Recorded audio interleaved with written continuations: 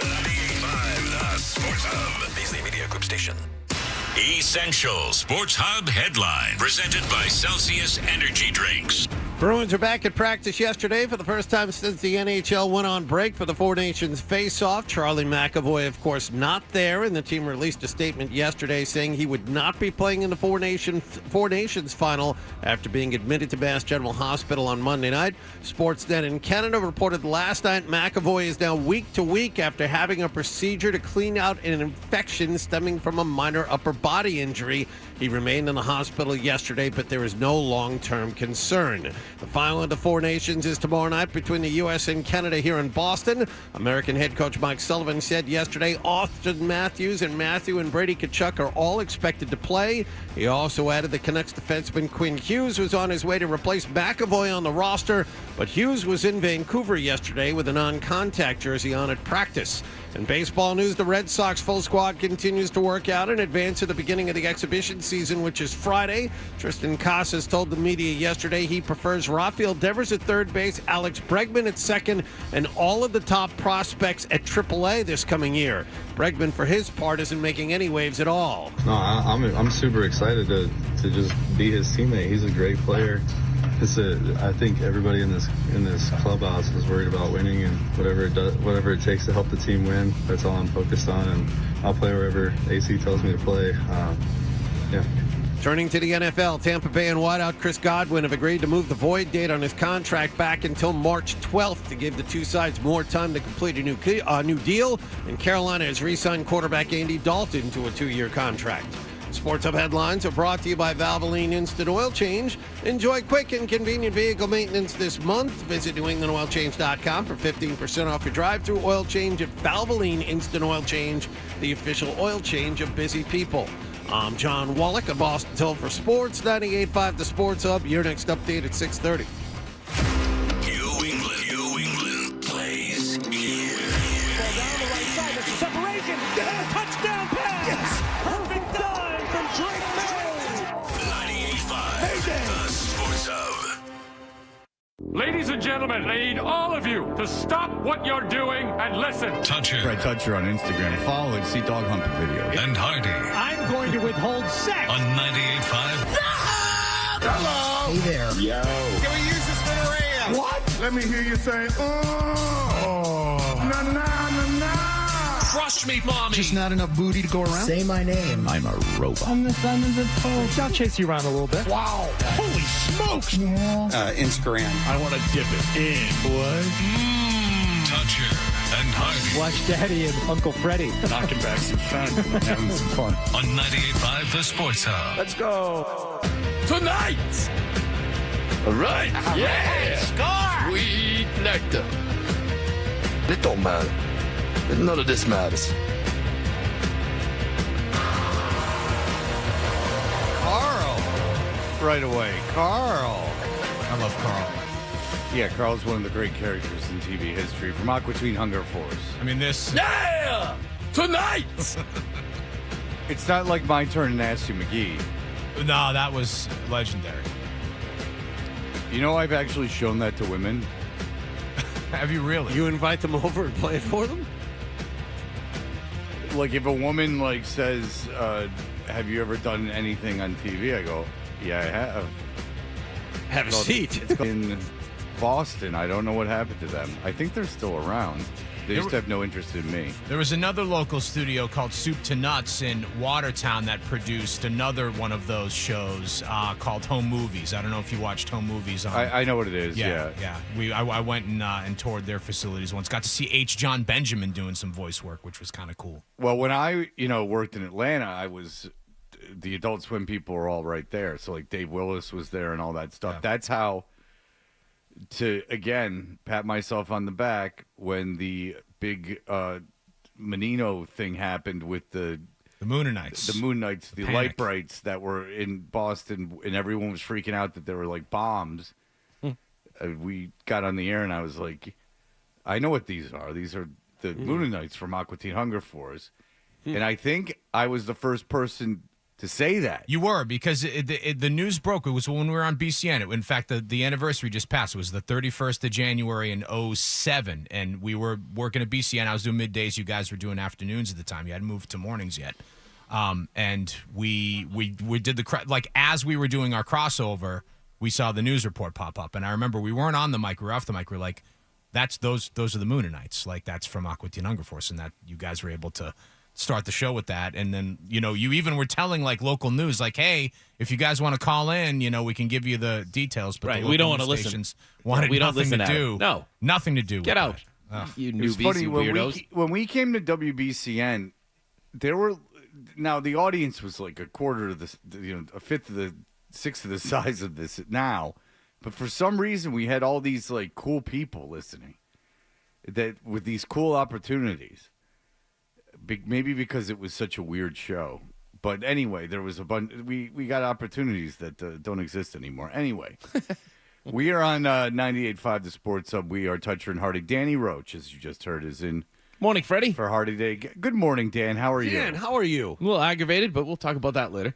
Dan's very upset about the Red Sox. Yeah. He's Enough. He's fit to be tied about the Red Sox. It's very rare you see Dan a little off kilter, and we see this in you, Dan. And we went through the show, and before we stepped in here, we've given Dan an entire blocked event, have we not? Well, absolutely, especially in a vacation week. Yeah. And you can have 2 blocks if you'd like. we are brought to you by FanDuel Sportsbook. Make every moment more with FanDuel. If you're watching us on YouTube and you've been a good person and subscribed to 98.5 The Sports Hub to watch us live and Joe Murray live and clips from all the great shows. You watch WBZ's YouTube, too. Yep. I get interviews up there. One thing at a time.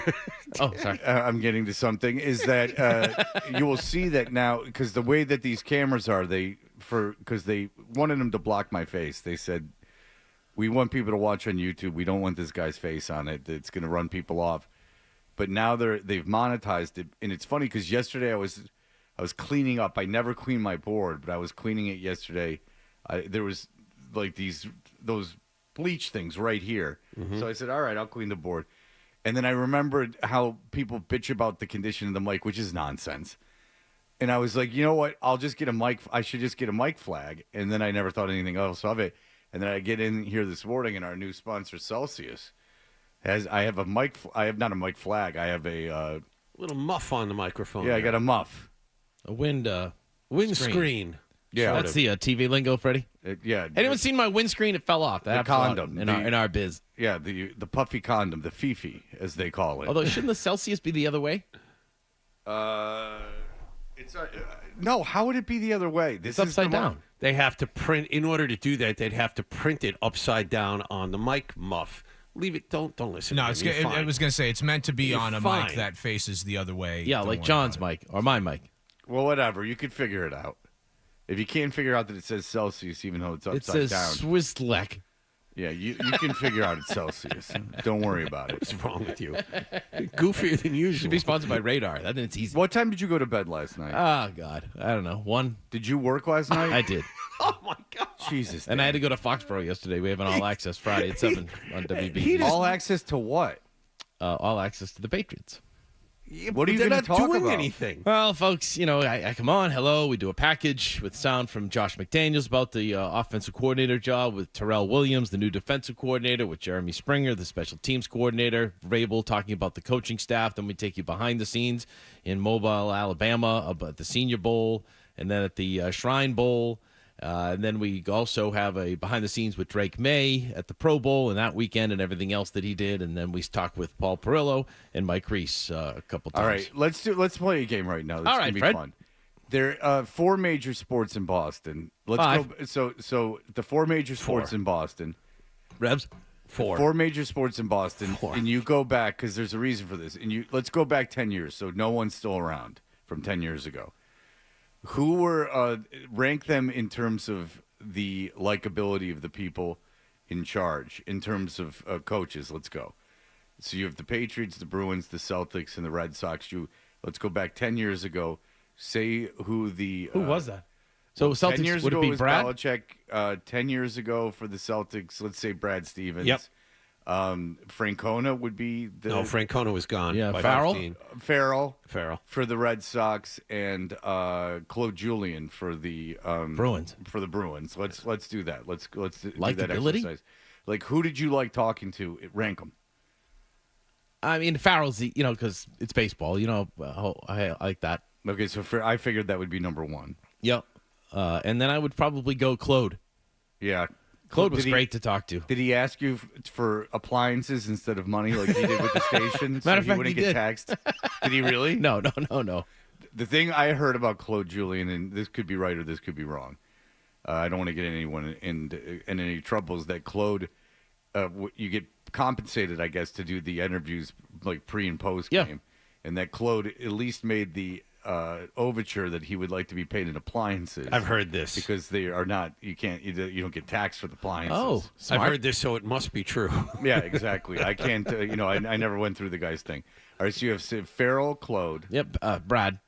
Yeah, Brad seems super boring. We had an opportunity to have him on every week, but he was just driving me crazy. I think that maybe Brad is what he is, right? I think if we had him on now, it might be a little bit better.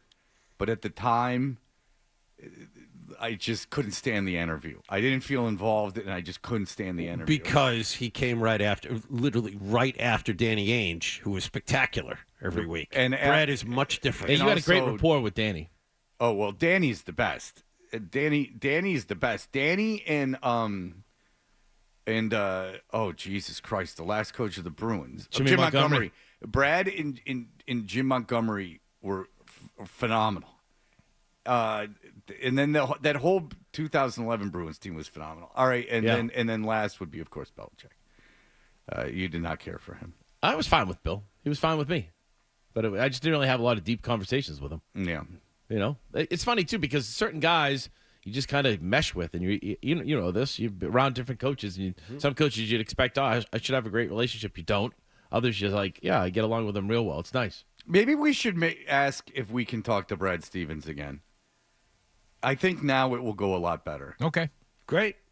Maybe once a month, though, with Brad. I don't know if he's a weekly guy, right? No, I wouldn't have him on weekly, but also I don't have Captain Basketball, so like we could maybe have a conversation with him. I've been thinking about that actually. Thank you for reminding me by your presence. So probably it might be a little interesting now. Instead of I think it's a pushing trust for a Anthony Davis trade. It's a trust factor too, right?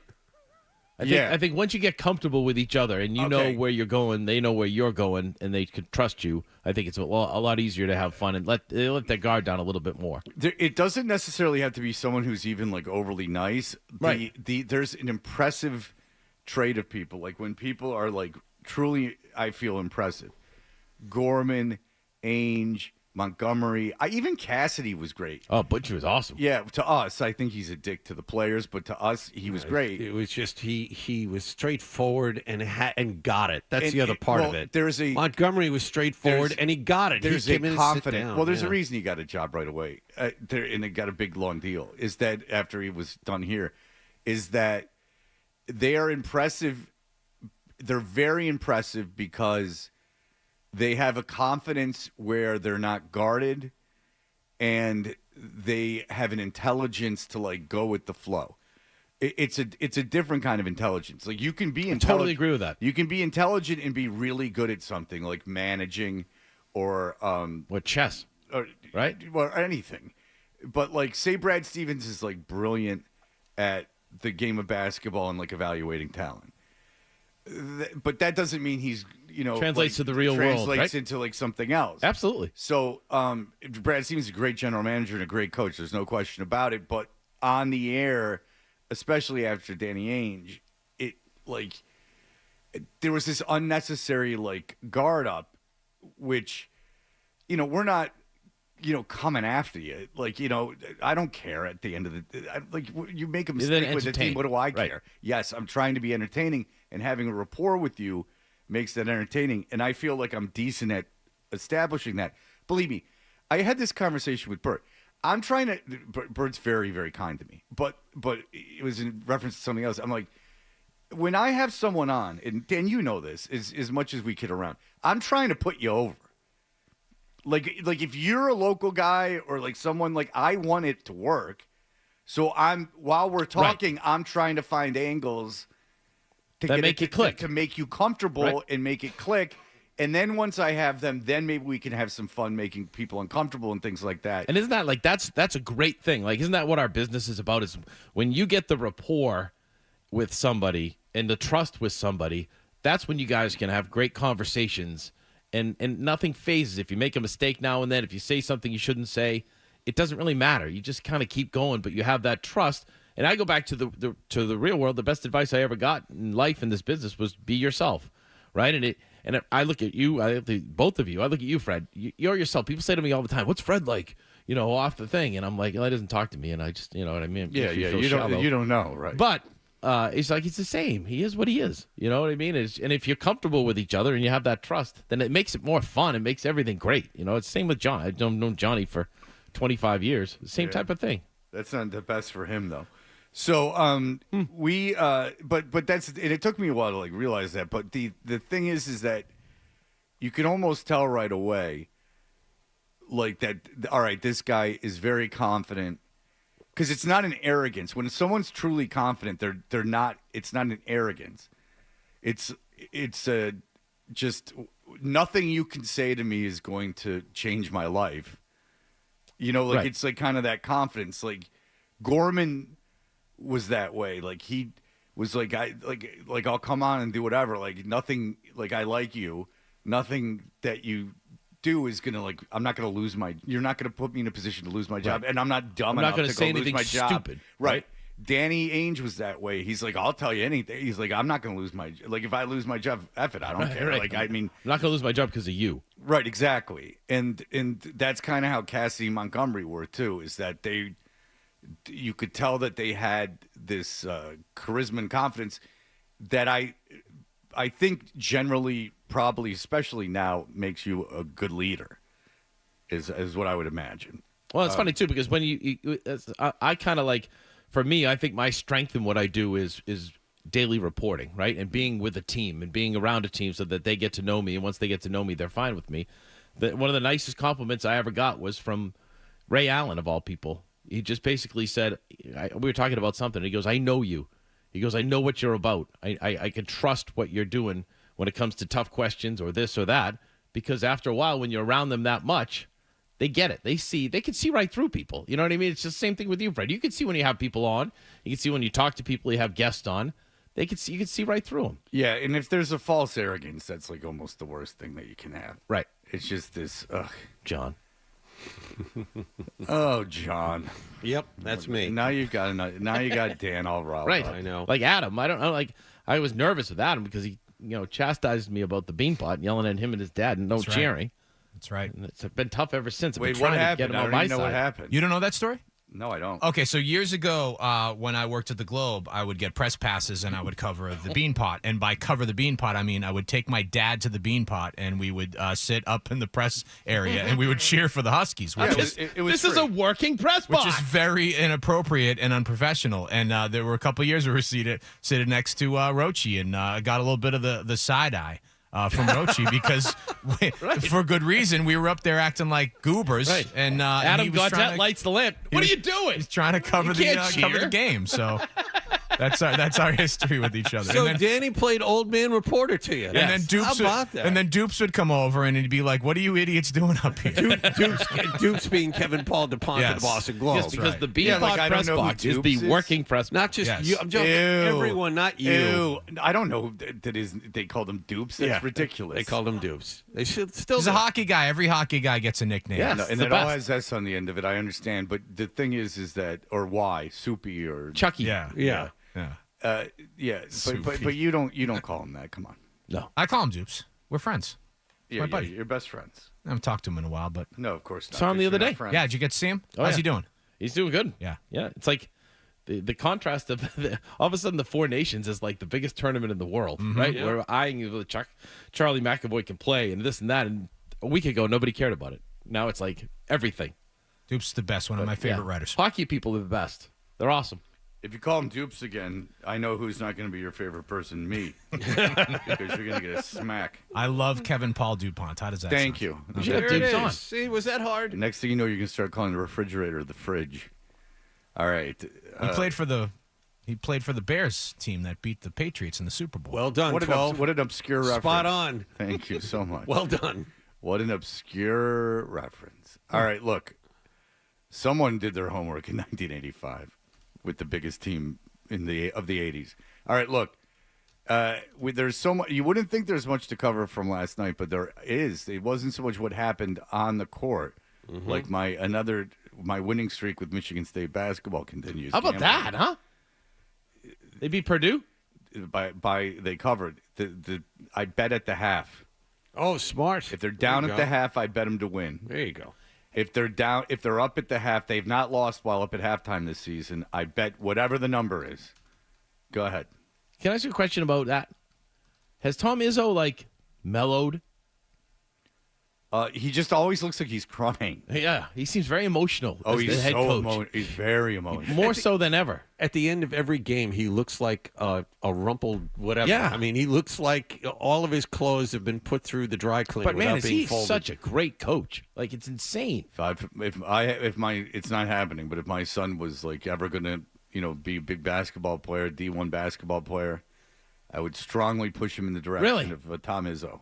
Absolutely. I think Tom Izzo is a great man. That's what everyone said about Jerry York. Same thing. Yeah. If you're going to go play for somebody, you want to play for Jerry York. But it's funny because Izzo specifically looks like he tears himself apart every game and then puts himself back together after it's over. But for a long time, amazing. you hated watching him because you look angry. You know what I mean? But he's crying. He never I never looked at him like he was. I mean, he yells, but I never looked at him as an anger, like a Bobby Knight kind of guy or a Bob Huggins. No. No, those guys are just pissed off and they wake up that screaming and yelling. No, Izzo is more like an emo guy. He's so overly emotional. It's funny. When he tied the Big Ten record, he cried. When he broke the Big Ten record, he cried. He's just crying all the time. He's hugging guys and crying. Does his son still play for him, or is he gone? No, and that was obviously an adopted kid because Izzo was 95 years old and he had a kid playing for him 2 years ago. Yeah, and his kid scored a basket and he started crying. Right. He's a very emotional man in a sea of a-holes of these false alphas, as we say. It's going to be weird to coach your son at that level. Right? But I mean, Doc and I don't know what the deal with it was because him and his wife, I think, adopted a few kids when they were older. So I don't really know what the deal But was. you see that with a lot of head coaches, and not all of them. Not all of their sons are superstars. They're usually at the end of the bench. Jim Boeheim had both of his kids for 1 year. I think I think to get a kid to come in and practice every day that's never going to play in a game might be kind of difficult. He's not taking a scholarship away. Yeah. So it's a walk-on who's not on scholarship to get him that they're wired differently. That is going to work hard in practice. Yeah. He didn't. Let's put it this way. Izzo's kid didn't take a position away from anyone else. It wasn't something that someone else would have done. I think the kid got in one game and scored in maybe one or two games and scored a basket. And then that was it. How many can you hold on a 15? D1 roster? 15? College is more. College it's more. is 18. 18, I think it is. So if Izzo's kid was the 18th kid. Actually, NBA is the same. So taking up a spot. But how many I think you can dress? Can you dress 18 for a basketball game? No, you can't. I think 15. you can only dress 15. Okay. That's why all the other teams in the Four Nations have taken out Charlie McAvoy, taking shots at him, right? Because they think he's on the team because of his father-in-law being the head coach. Well, it's funny that the Norris. It occurred to me when the guy they're bringing up is the Norris Trophy winner. All right, look. I know, right? No, we will get to that. Yeah. We will get to that. Let's break. We'll be right back.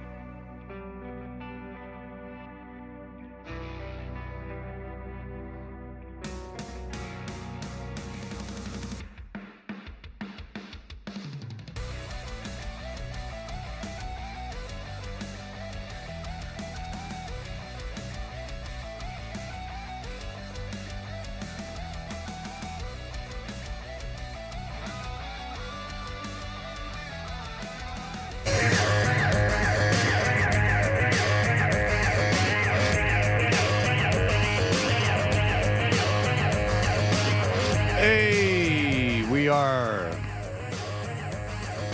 Toucher and Hardy. Dan Roche is in for Hardy. John, what's going on? Well, the Red Sox continue to be interesting, Fred. They haven't even played an exhibition game yet. Monday, we had Rafael Devers tell the media he wasn't moving off of third base for Alex Bregman or anyone else, even though the team has already apparently asked him to do that. Yesterday, some of the players were given an opportunity to weigh in on this situation. And in a sea of athletes just trying to stay neutral and not upset anyone, I give you Red Sox first baseman Tristan Casas. I think it's Rafi Devers' position. I think he's the third baseman. At that point, that's where it stands. He's done it for a really long time now. He's only getting better at that position. I think his defense is getting better every single year. We don't know what the future holds, but we know it holds Rafi Devers. So that would mean the reigning American League Gold Glove at that position, Tristan, would have to be moved, right? I think Bregman should play second base. Yeah, I think he's going to make the transition well. I think he's athletic enough to, and I think Trevor, is going to play an awesome shortstop. So it's not his fault, but Alex Bregman is squarely in the spotlight. He was asked about this yesterday. He's doing his very best to stay out of the way of everyone. No, I'm super excited to just be his teammate. He's a great player. I think everybody in this clubhouse is worried about winning, and whatever it takes to help the team win. That's all I'm focused on, and I'll play wherever AC tells me to play. Yeah. This also puts the manager in a little bit of a problem. Alex Cora had all the players to his house 2 nights ago and insists that if nothing else, there's no controversy between the two guys in the center of his third base problem. It didn't look that way yesterday at the house, I'll tell you. They were talking for 45 minutes. Bregman, by the way, worked out at third base again yesterday. So after 3 or 4 years of blah spring trainings, Dan Roche, we are in the middle of a surefire controversy. Your thoughts? Oh, whoops. Sorry. Hello? Yeah. Thanks. You look annoyed by the whole thing. Okay. I'm annoyed by Tristan Casas, right? Like, listen to Alex Bregman, who's been in the game how long? Right? He's played for 9 years. He's a veteran. He's won 2 World Series championships. Tristan Casas has done nothing in the game yet. And he's acting like he's giving answers like he's the manager of the Boston Red Sox, right? Like, he's giving analysis, not only answers, but analysis behind that as to who should play where and why. What are you doing? Like, what are we doing as an organization? What's our message to each other, to the fans? You're talking to the fans, right? Isn't that why we have interviews and things like that? Yep. Tell me what you're trying to accomplish by saying that. You're backing your teammate? Alex Bregman backed his teammates.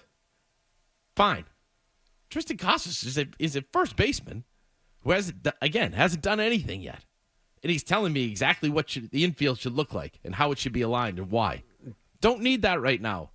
You're just getting underway. You got the whole team down there. You just had your organizational meetings. First full squad workout was Monday.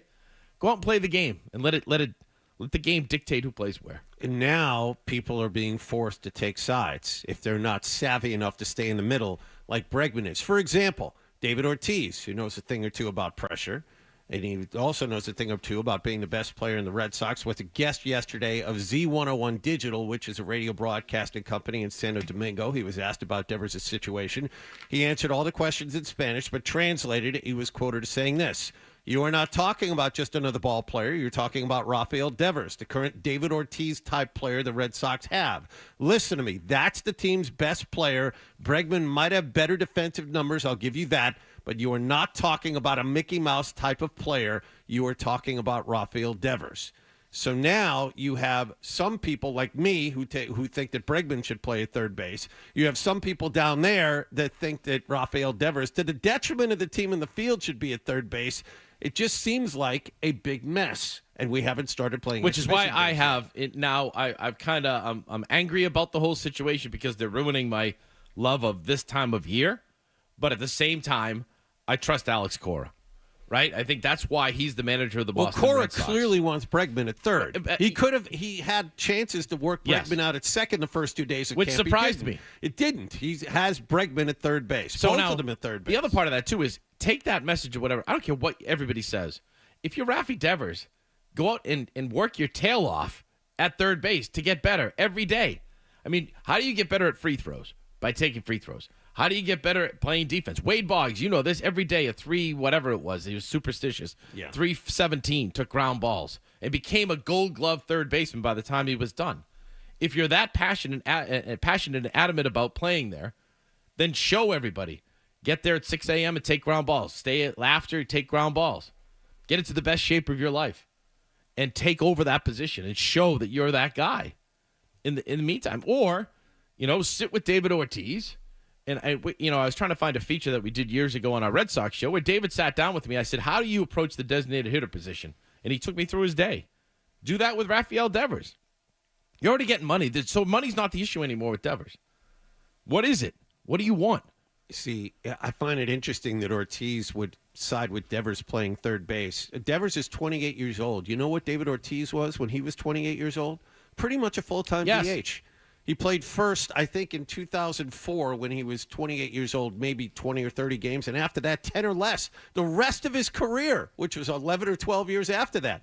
He knows what it's like to be moved to a full-time DH role. I'm sure Ortiz wanted to play first base, but still does. But he's not any good at it. Rafael Devers, even though he lowered his error total last year, has no range whatsoever at third base, and now you have the best guy at that position in the American League on your roster. The problem is that they signed a guy that played their best player's position. That's the problem. Right. And so if I'm Devers, I'm pissed off too. So it's one thing if you go into spring training and they have a kid, right? Like they have some Campbell, like Wonderkin, like a young Nolan Arenado who like gets out there and like is like this phenomenal defensive third baseman, and he's a kid and he's in spring training and he's kind of winning the job, and you're like, all right, Rafi, like can you you see this kid is like unbelievable, like we want to play him at third base. That's what happened with John Valentin, was shortstop. They brought up Nomar and wanted Valentin to move. And so I think that's a little bit different than what did you do this offseason? Well, our big free agent signing plays your position. And now that's conversations though, right? To me, that's conversations that should be taking place behind the scenes. Right, but it sounds like they didn't really inform him until he got to camp.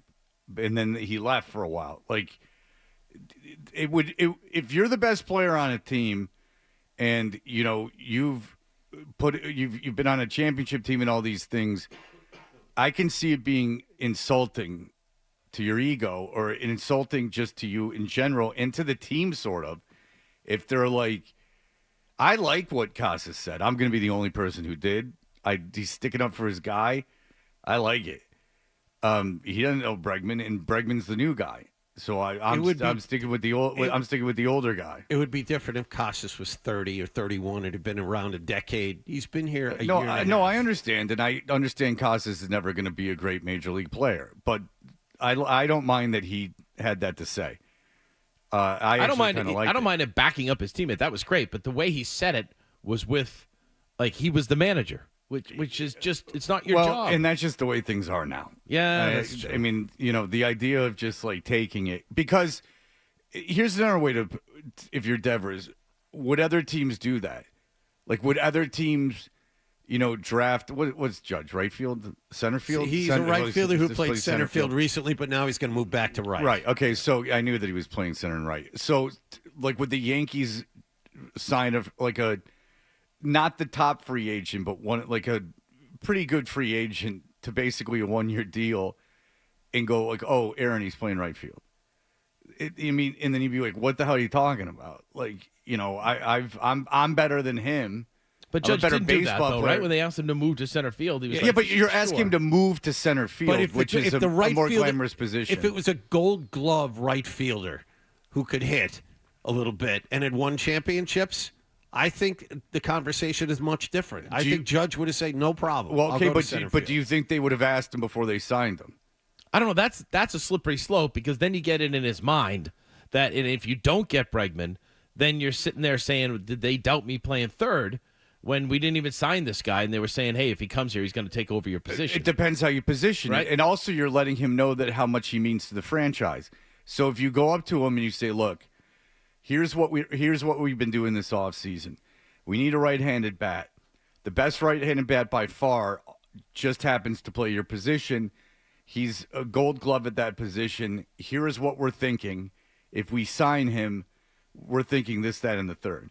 And that's what would be kind of what I would be thinking about. Do you think those conversations took place, though? Do you think Alex called him? Like, he's got a great relationship with Raffi. It sounds to me like, well, I don't know, but it sounds to me like he got to spring training early. They talked to him about it, and then he left. And he said it was his daughter's birthday or something, and he left for a few days. Okay, all of this is fine, and you make a point. It's okay for Devers to be upset now, but he needs to get over this. He needs to come back around and say, okay, no problem, I'll be the DH.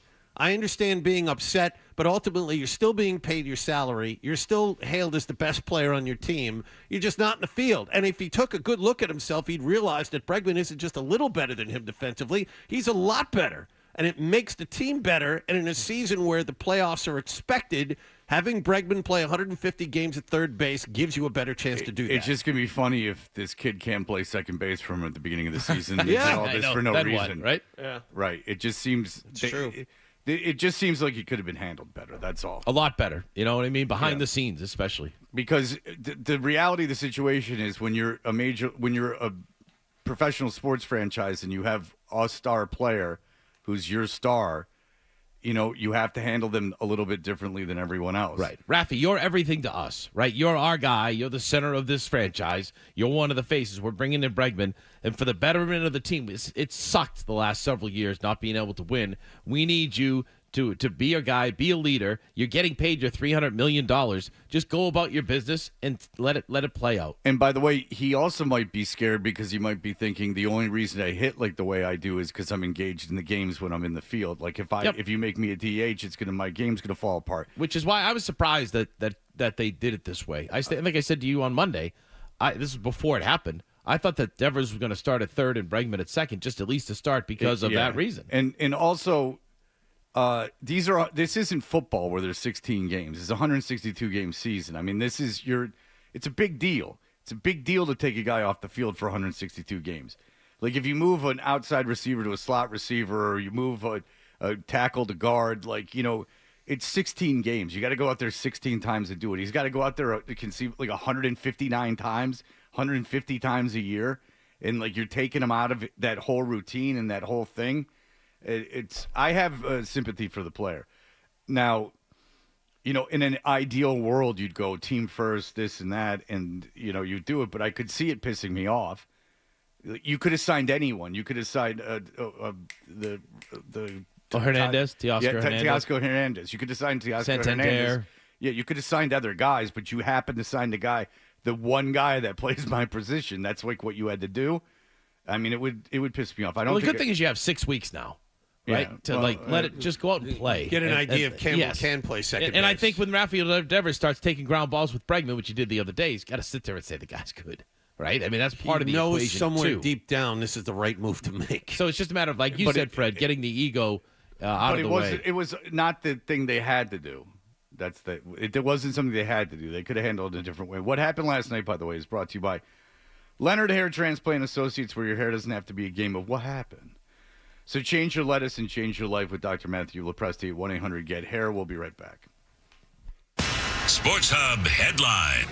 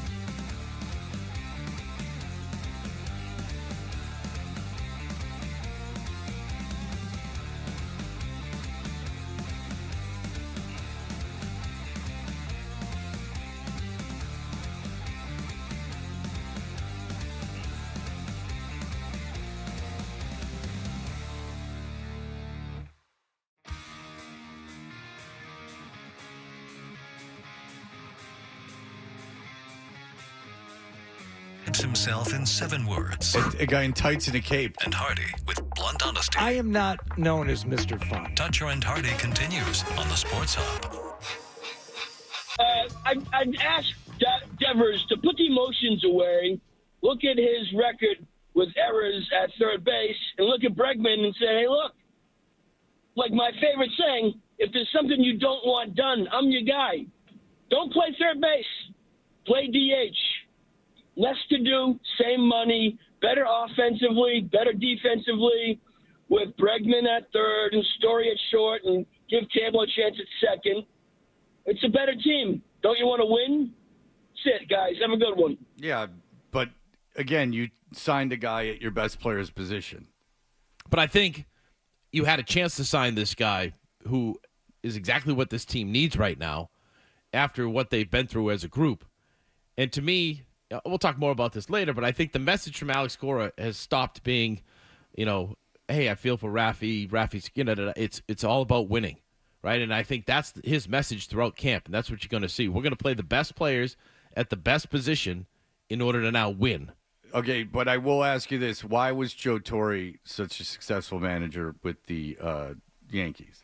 Why do you believe that? Because he knew how to stay out of the way and massage egos and kind of manage the team. Right. I don't think that it was any brilliant strategies that he was coming up with. I think that he had a room of high-pressure situation with a room full of alphas, and he was able to manage all of that. So that's Cora. We'll see how this works out. I think Alex has that ability. Right? Well, yeah, he's a champion. I mean, he cheated, but he's a champion. I think he's a good manager, but we'll see how he handles this particular situation.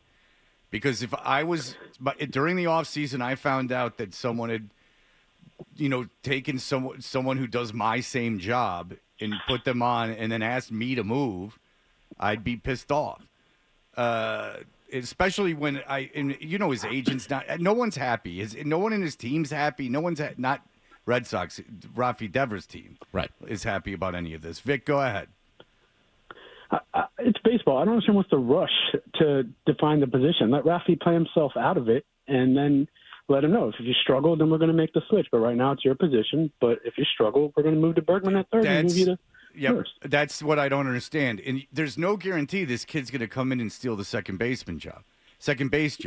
Like, this could have been handled differently. I'm with you. Like, if you compete and it's obvious that there is a talent discrepancy and it's won that way, yes, I totally agree with you. And then you can go to Devers. Look, it's obvious. Dude, you're struggling at third, and it's obvious. We have a guy who's a Gold Glove third baseman. You got to go out. You got to come up. But don't start the beginning of the season, because again, what if this kid doesn't isn't your opening day second baseman? Then what are you going to do? Then you've created this mess for no reason. And it can't be like Bregman's working at third during the beginning of spring training. You know how spring training is. They're all dicking around doing a bunch of stuff. You have the big jogging off the mound, like to go pick up a ball. They don't. PFPs? Have you seen them miming?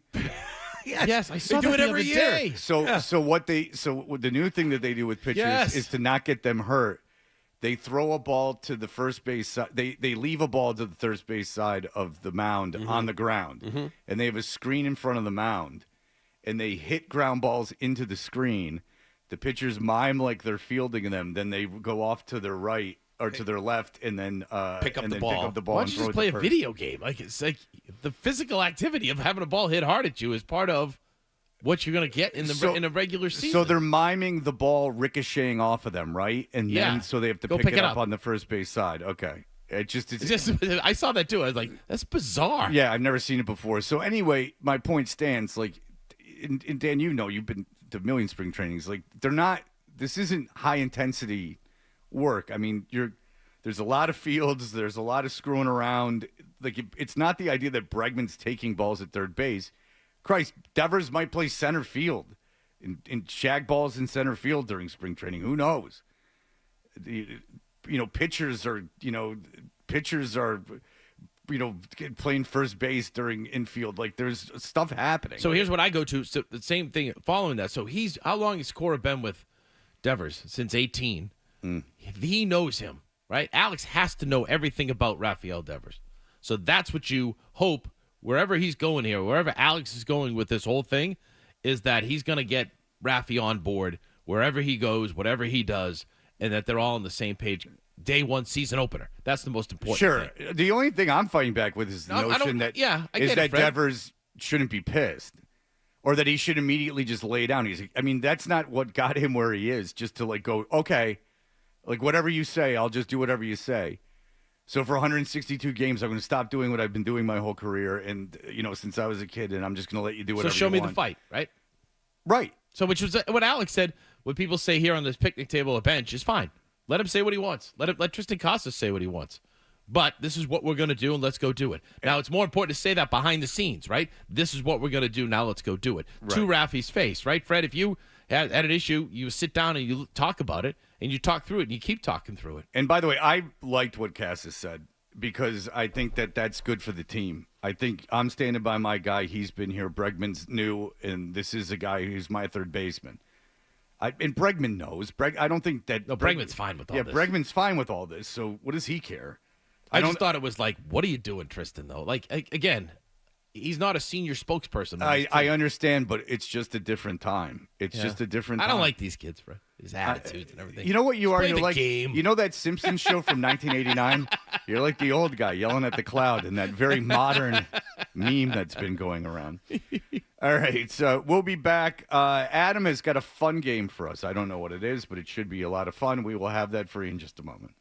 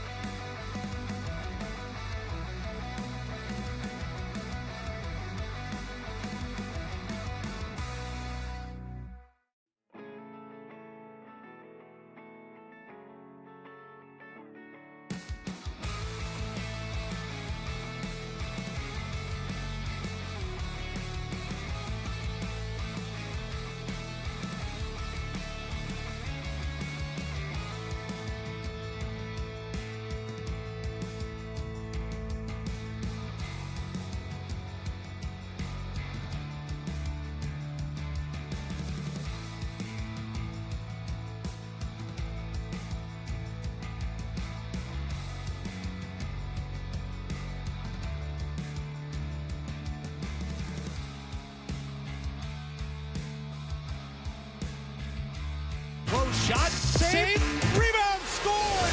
98.5, the Sports Hub. Hey, if your alarm clock sounds like this is the show for you. Toucher and Hardy, the Sports Hub. Last week, right around the Valentine's holiday, and it's from the fine online Consequence, which is a great spot for music and popular culture and such. And they have created a list, and they called it the 69 sexiest film scenes of all time. What an odd number to be 69. I don't know about that. Did you know that that's the sex number, Fred? It's something that's not overly fun to do. It's not the weed number. That's 420. 69 is the sex number. Well, 420 would be far too many. So I basically went through the top 25 of this list, and I've pulled out what I believe to be love scenes from popular films that the three of you should be able to identify without too much difficulty. Now, it's only films or it's TV shows too? No, this is only for films. Because, Dan, you know what the best sex scene of maybe all time was. What's that? In popular culture. Guess. I don't know. What got you going? I don't know. Murder, She Wrote? Did Angela Lansbury ever... Roger Clemens one-hitter? What Agatha Christie? Murder on the Orient Express? My mother has read every Agatha Christie book. All right, don't. What was your favorite love scene, Dan? I have to think. Probably Bull Durham, maybe? Oh, okay, very That's good. pretty good. Because everyone knows True Detective season 1. Yeah, absolutely. Woody Harrelson, amen. It was all Woody too. Anna, what's her name? I don't know. She's the Charlie's love interest in one episode of It's Always Sunny in Philadelphia, and she's also on New Girl one time as Winston helps them move in. Right on the tip of my tongue, John. You'll have to look it up. I got too many tabs. Who cares? She has beautiful eyes and breasts. Everything was going with her. Yeah. Go ahead. So I'm going to go person to person. I've got a handful of clips pulled. So I'll start with you, Dan, because you are our guest today, and I'll play a clip, and you need to identify the movie that this clip comes from. And if Dan can identify it, obviously, John or Fred, you're welcome to. Torch Song Trilogy. Anna Lamb. We're going to start with this particular clip from a 2002 film. No, you can't. I'm your man. It's a little bit of BDSM being engaged in here, Dan. Are you familiar with... That's the school near me, right? No, it's not that. Buckingham Brown and Nichols. Bondage, sadomasochism. I don't know. That. So you don't know that clip. I'll give you another hint. It's a film that features James Spader and Maggie Gyllenhaal. No, you I've never even seen the movie, and I know what this is. She's being spanked by him. Yeah. And then if you can hear the jingling in the background, he's fitting her with a horse saddle and putting a carrot in her mouth. Do you have any theories on why people enjoy this kind of thing, Danny? I don't, Fred. I don't venture that way, and I don't really care to talk about it. We can talk about whether or not Tristan Casas should have said what he said yesterday. Well, that's coming up next. Well, that's not very kink positive, block, Dan. You gotta. Dan, you got a whole block. You got to open your mind. Do you think you guys go? Because I'm not good at what? this. What do you think the underlying thing? Well, first of all, you know this. Now I'm sweating. What? You know who James Spader is, right? Yeah. I've never seen this movie, and I was a kid when it came out. I like a little kid. I know exactly what this movie is just because he said James Spader and there's a sex scene in it. What do you think it is? Don't Google it. Don't get off the computer. I can do whatever I want, Fred. No, you can't. First of all, if you opened your mind for 10 seconds, you'd know the movie. Stop looking at it. Get off. Get your. No. Turn his computer around, please. Seriously, John. I can't do that. John, go grab his computer. No, in all seriousness, don't. All right, I won't. I don't know what it is. Not in the spirit. I don't know the movie. I don't know the movie. It was okay. I'll tell you this, and I know I'm right. I had no idea about this game. It's James Spader. It's a notorious mainstream movie. You'll probably tell it to me, and I'll where say, sex is in the title. Right, I just don't know. Dan, you're not thinking. Sex is in the title. James Spader's in it. It was a very controversial mainstream film. It played in regular movie theaters. In fact, it was a hit. Came out in 2002. Oh, then I Yes. don't know it. Yes. Oh, then I got the wrong movie. My see? bad. Oh, there you go. I thought it was Sex Lies and Video. No, it's not Sex Lies and Video. What do you know what it is, But John? does it have Tom Cruise in it? No. No. Oh, then I don't It's know. not Eyes Wide Shut. It's is it called The Secretary? It is called Secretary. Very job. good. My bad, John. I'd never guessed that in a million years. By the way, wait, I Fred. got on you too hard. Yeah, go ahead. All right. Say what you want to say, Fred. I got on you too hard. I didn't know the movie either. I'm sorry. Close-minded. I'm sorry. I'm sorry that you I are someone who judges. You still can't say I'm sorry, Fonzie, can you? Hey. I said I'm sorry. No, I you got didn't. it. I did. You just didn't right now. Thank you.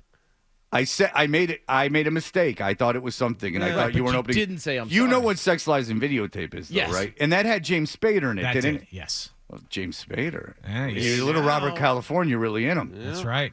Now, what is he? He puts a horse saddle on her? Yes, he does, among other things. Now, is this for women or for men? It's for both. It's an interesting film that explores that BDSM dynamic between people. He is the boss, she is the secretary, hence the name of the film. It's funny because 50 Shades of Grey was this big book, and from what I know of it, like if you tried that anytime with any woman, you didn't know very, very well. Do you remember the news stories when that was in the mainstream? People were going to the emergency room because they were doing all the stuff from the book, but you can't do that. You have to know what you're doing. You have to almost be go to school to be a dom. And I'll tell you, you're rolling the dice bringing that out right away. Like you're really under the assumption that because the person's got to be super into it. You literally do. Like you have to sign contracts and stuff if you're going to get really into it. And I understand the fantasy from the woman is that there's a part of her that wants to all this to happen and not to be asked about it, But in reality, that can't happen. No. There has to be discussion. See, Dan, this is good. You're learning about the kink community this morning. Yes, it's great. Great. It big seems part of like my Adam, life and my age and everything is really what I needed. It seems Thank like you. Adam is very familiar with it. Yep. Do you like to be disciplined, Adam? No, I don't participate in the community, but I support the community. Well, I think it's good that I think it's good for people to explore their sexuality and to explore relationship dynamics, and I think it's a good thing. I had a friend who was on tour with No Effects, and Fat Mike Yes. would wear actual electrodes. Yeah. Either on his nipples or on his scrotum. His mistress would shock him. him. His mistress would shock him randomly throughout the show. Ugh. You know that, Danny? Mm-hmm. He's what's referred to as a switch. Sometimes he likes to be dominated. Other times he likes to dominate. Fat Mike. Well, good. Thank you for that. Fred, can like Eddie Murray. Fred, can I give you a clip? When did Eddie Murray like to be dominated? No. So that's a good line, Dan. That was actually really good. Eddie Murray, switch hitter. Good. All right. Fred, ready? You know this one. She wanted to make love on a real tree. Oh, Risky Business. Yeah, I knew that one. I still don't understand what's going on in that movie. I saw that so many times when I was a kid. I had no idea. It's the sex scene on the train with Tom Cruise. And I just never understood what was going on in that movie. Joe Pantoliano is the bad guy. Have you seen Landman? I know. I've seen the Jerry Jones scene in it. A lot of clips. Jerry Jones very good in that. He was awesome. Demi Moore was good in it too. Episodic TV is very difficult for me to watch. We were talking about this the other day. My attention span's gone. Billy Bob Thornton's awesome in it. It's Billy Bob hysterical. Thornton's my favorite actor. Really well done. But stop killing time. Go ahead. John Wallach. Yes. Let's see if you can name this again. This is from the 69 best movie love scenes, courtesy of Consequence. Listen closely. Home Alone? It does sound like. Oh, this is Bull Durham, of course. There you go. We got the Bull Durham love scene. Now, what did you like about the love scene in Bull Durham? I just like the speech. Thought it was good. What, Kevin Costner's speech? Yes. Okay. And she goes, "Oh my!" Yes. At the end of it. Thank you, Johnny. Did you like the sex scene though? I mean, that's Whatever, it's fine. They're in the bathtub. That's kind of a fun thing, right? Yeah, I do it all the time. Yeah. I saw Susan Sarandon's daughter naked in Californication. The television program. Which one? Oh, really? By the way, I've seen every episode of that. She plays the girl that. I really liked it. She's really hot, and she plays. Surprisingly, David Duchovny beds her in that show, which got a little out of control with his ability to get women. I lost track after a while. Well, nothing's worse than Rescue Me. The later seasons of Rescue Me with Dennis Leary's an old fireman. David Duchovny, you can kind of see Yeah, it. like he's like a cool writer guy. He's teaching a class and all three women show up at the same time. Right. But really, though, nothing's worse than Seinfeld. I mean, that's the king of all of them. Like Jerry Seinfeld, like every woman that he dates on that show is like 8 to 10 range, and he is a clown. Well, listen. They come into the comedy cellar. He's doing comedy. You don't think that he can get cool sneakers on? He's got, I forget which one was Air Force Ones. Get off your phone. 90 sneakers. All right. Yes, because you're up next, Dan Roche. Another Roche can't be bothered. of Consequences' best movie sex scenes. Texting his wife. Listen close.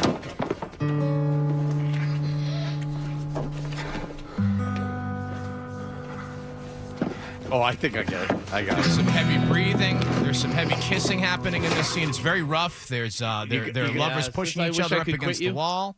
Oh, Dan Roche! What did he say? He said, "I wish I could quit you," and that's pretty much the right answer. Dan. Wow. Yeah, Dan knows when to say what he knows. That was popular in Fort Myers one spring. I remember that. Brokeback Mountain came out in 2005. You and the boys would go to Applebee's, and afterwards Lobie went to see it. And he came back to the next day and said, "I saw Brokeback Mountain." I was like, "Okay." He was all horned up. Yeah. Jack and Ennis. Bob Lobel. What year did that come out? 2005. Yeah. Yeah. See, that was when the Red Sox were coming off their World Series, so It all reverts to baseball. it's great. You know, some people think about baseball not to finish. Not. But Dan thinks about baseball. It's remarkable when it's time that he to is finish. able to take these torrid sex scenes and tie them into baseball. Yeah, the old it's everything ties to it's his comfort. It's like a warm blanket for him. Anything he's uncomfortable with, he gets back to baseball. Fred, I don't know. I know you go to the movies a lot. I know you used to didn't never. take Zoe to this one. It wouldn't be appropriate, but it did come out last year. Is it the one with Nicole Kidman? No. Oh, I have no idea. So I'll give you a hint. This is actually 3 people kissing all at the same the time. tennis movie. Yes, that is correct. Yeah, It's I called know it. Challengers. Zendaya, right? Came out. Yes, Zendaya is in that Zendaya, film with. Is it Zendaya? I never know how to I say think it. it's Zendaya. I With Mike just don't- Faced and Josh He's O'Connor. in all those Spider-Man movies. Yes. When there's devil's threesomes galore, I don't understand why I'd want to go see that at the theater. Like that just seems like it just seems like a lot of penis. I don't know that there's any of that. I would movie. assure haven't you seen that it, there's a so. non-aroused penis in it. I would bet you $1 billion. Yeah. I just watched the other day because I was doing something. Forgetting Sarah Marshall. Oh, it's one of my favorite movies. So you like the Full Frontal with Jason Segel? I got a surprise for you. Yeah. That didn't make the list. Oh. Well, really? that's not a sex scene. He's getting broken up with. That's the humor. Yeah. Of it. But this one did John Wallach. You'll get this one. No, Pay you're attention. a big baby. Anything that's locker room-esque, you're all right with. Just hanging. So listen. Oh, Titanic. There you go. You know, I've never seen that. Really? I've never seen Titanic. It was such a big deal when I worked at Borders Books. The 3 weeks I worked at Borders Books, Titanic was on the cover of the newspaper every day. All right, go All ahead. right, I have one more clip, and I guess you're up, Dan Roche. So let's see if you can name this Help me, fellas. sex scene from Be a this team. this hot 90s film. I'm not apologizing for what I did. I'm apologizing for what I didn't do. It's obviously Meg Tilly. Jennifer Tilly, yes. Or whatever, Jennifer Tilly. This is Batman? Because you hear bats, you hear like a bat. That's right. And then Jennifer Tilly is about to ask the with other the unknown actor, Murray brother. do you have a bed somewhere? Do you remember this film? It came out in 1996. Dan Roche, I'm sure you were interested in seeing this film. It's heavy with lesbianism, right? That's correct. Oh. Do you know the other person that's in it?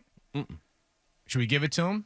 Jennifer Tilly, and it's another actress whose name I can't remember, but I know who it is. It's another actress. It was a big rental hit because it was almost wall to wall, fairly hard softcore lesbianism the whole That's right. time. Gina Gershon was. I've never seen it. Yes. Oh. But I do know what it is. Yeah, Gina Gershon is I the got other it. person. You said Gina Gershon. Now I think I know who it is. What you it got? is. I don't know what it is. If You just go, John. name a film. Major League. Name a film that neither of them are in that, are they? But why? All right, look it. Name one film where there's a lesbian act. I don't know off the top of my head. Not thinking that way. Thinking what way? I don't know. What do you mean by that, Dan? What's wrong with lesbianism, Dan? Nothing. Oh, here we go. You know what I'm saying, Adam? I agree. I mean, there's a point where you push it too far and you just become closed-minded. That's right. The name. You got to be. The movie is called Bound. Yes. I would have gotten that one wrong. I thought it was Showgirls. No, it's not a bad guess. I remember that movie. But Bound, I've never seen.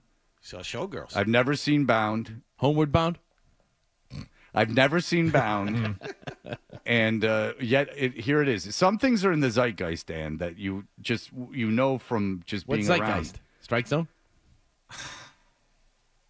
You know what zeitgeist means. Yes, you do.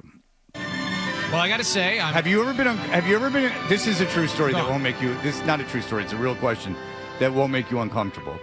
It's not designed to make you uncomfortable. I'm actually curious. Given the way you are, and the way you have a relationship with your children, which is very close, you've had to have watched entertainment with like love scenes in it. Yeah. How uncomfortable does that make you? It's really uncomfortable. Really uncomfortable? I go out of the room usually. Yeah. Okay, so you do. Now, is it kind of like a joke with you? Yeah, Tori laughs. She cringes. Yeah.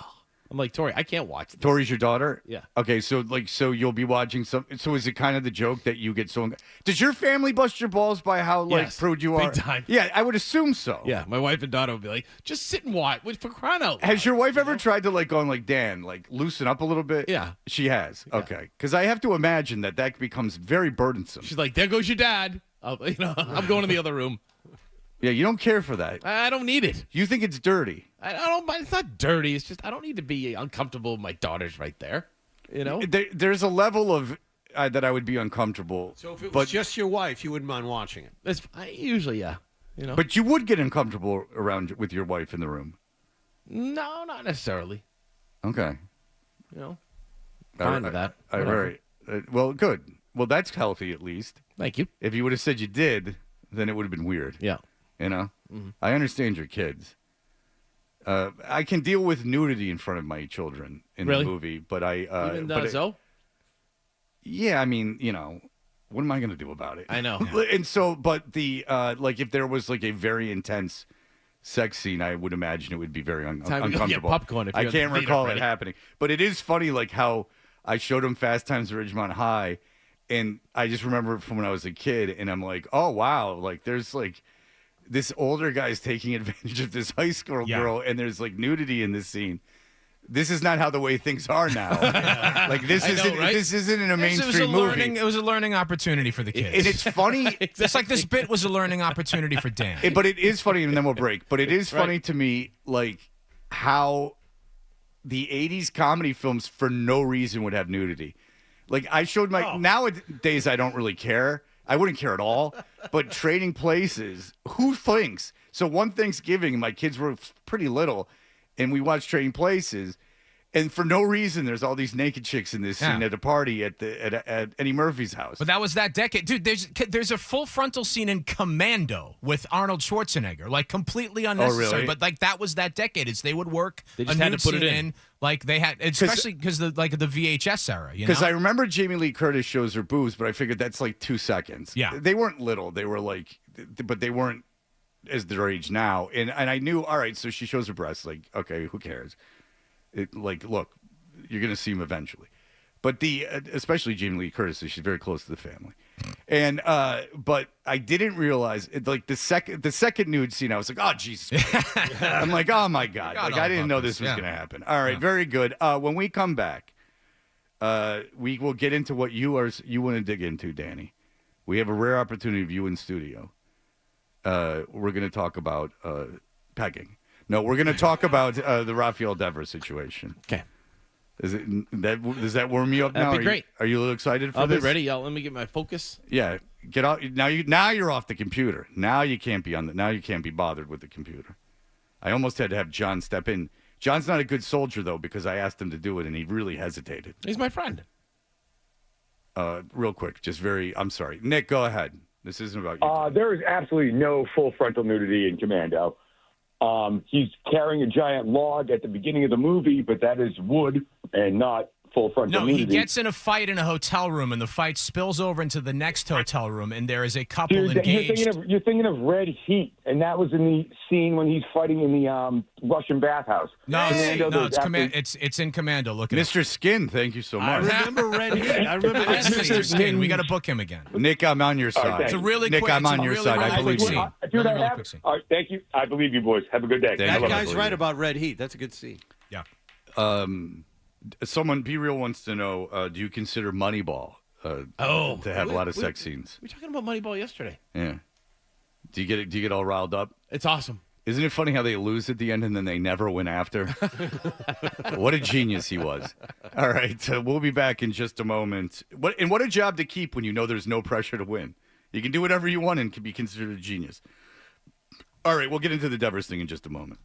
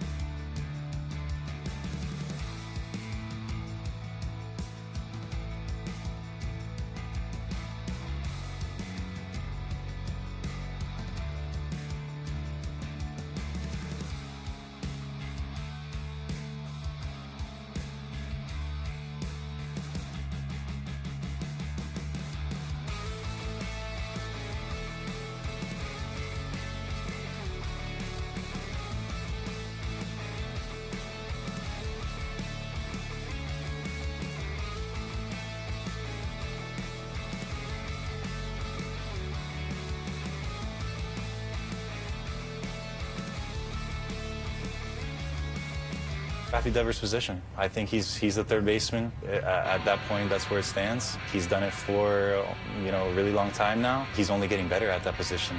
I think his defense is getting better every single year. We don't know what the future holds, but we know it holds Rafi Devers.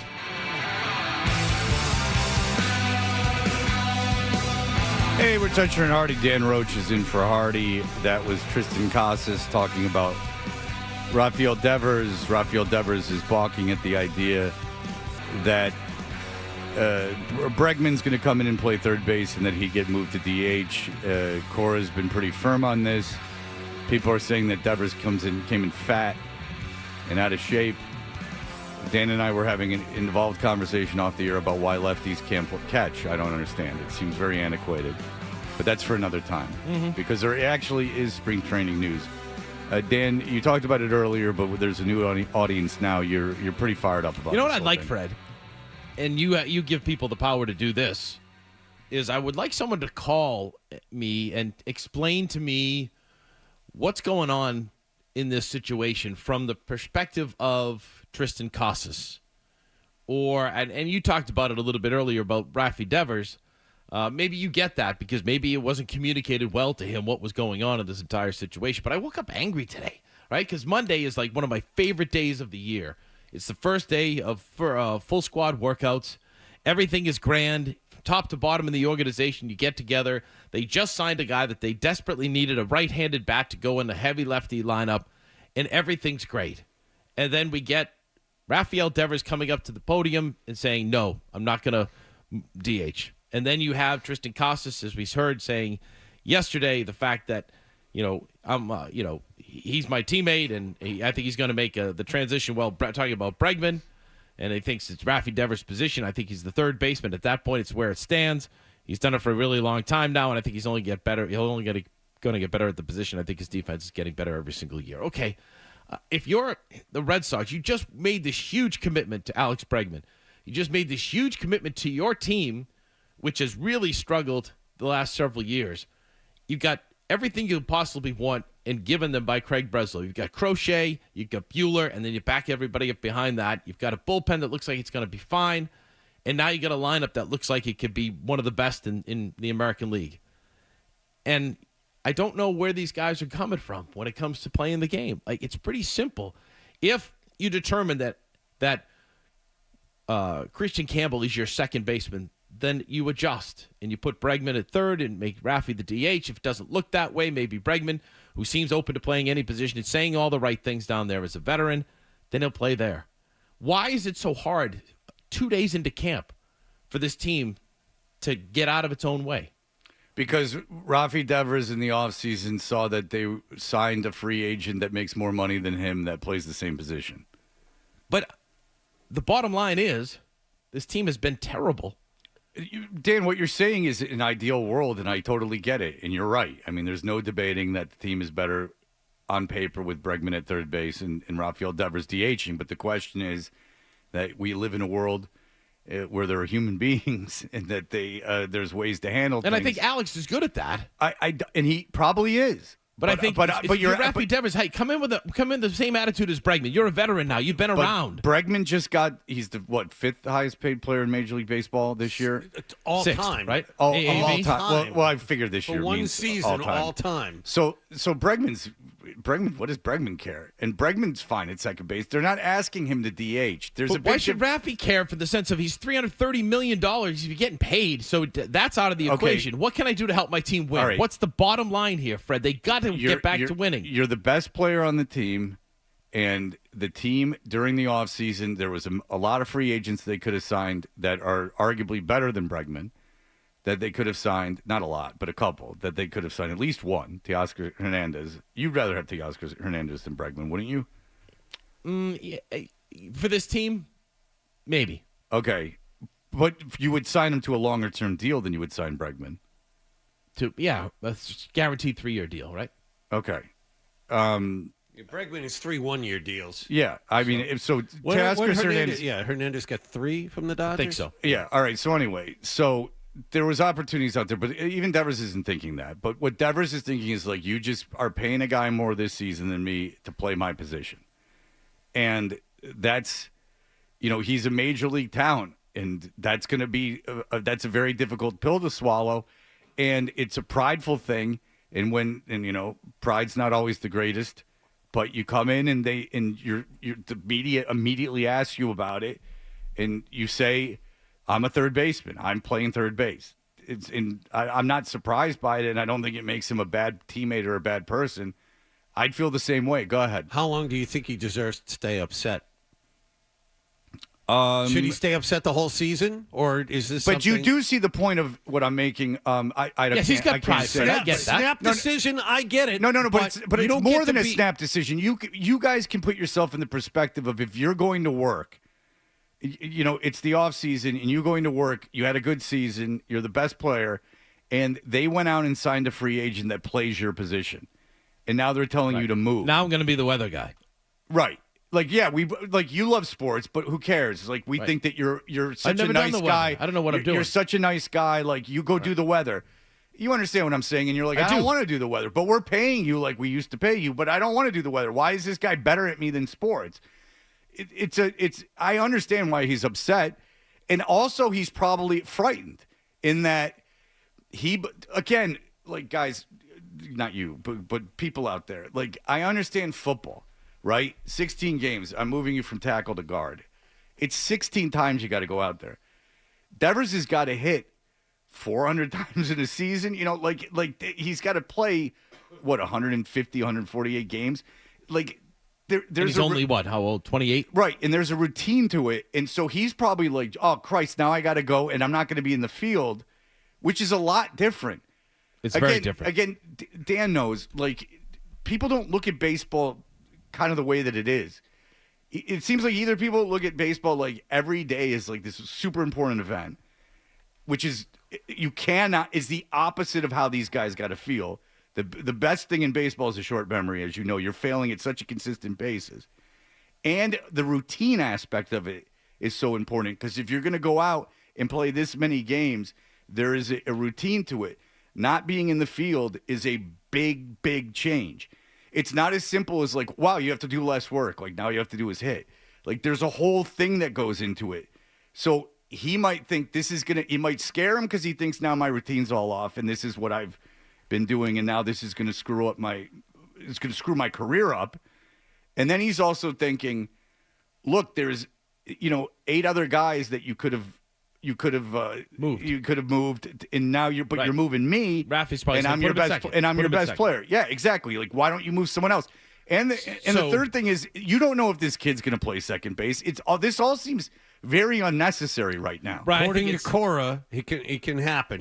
Cora apparently saw him do it when he was a young kid. He's a great athlete. Cora doesn't seem fazed by this at all. And I think that's what has to happen here, right? They have to start playing these exhibition games and get together and talk. They had dinner the other night, and I think communication is the key here right now because the simple thing looking from afar, and that's the problem I have is that I'm not there, and I'm not hearing all these kind of things of what they're talking about. The simple thing to do would be to call David Ortiz and to bring him into camp. He's there, his son is in the minor leagues, and just sit him down with Devers and just start talking to him. Well, Ortiz doesn't think they should have moved Devers. I know, which I get because David's talking about ego. I think that's the big thing too, right? You said, Fred, right away.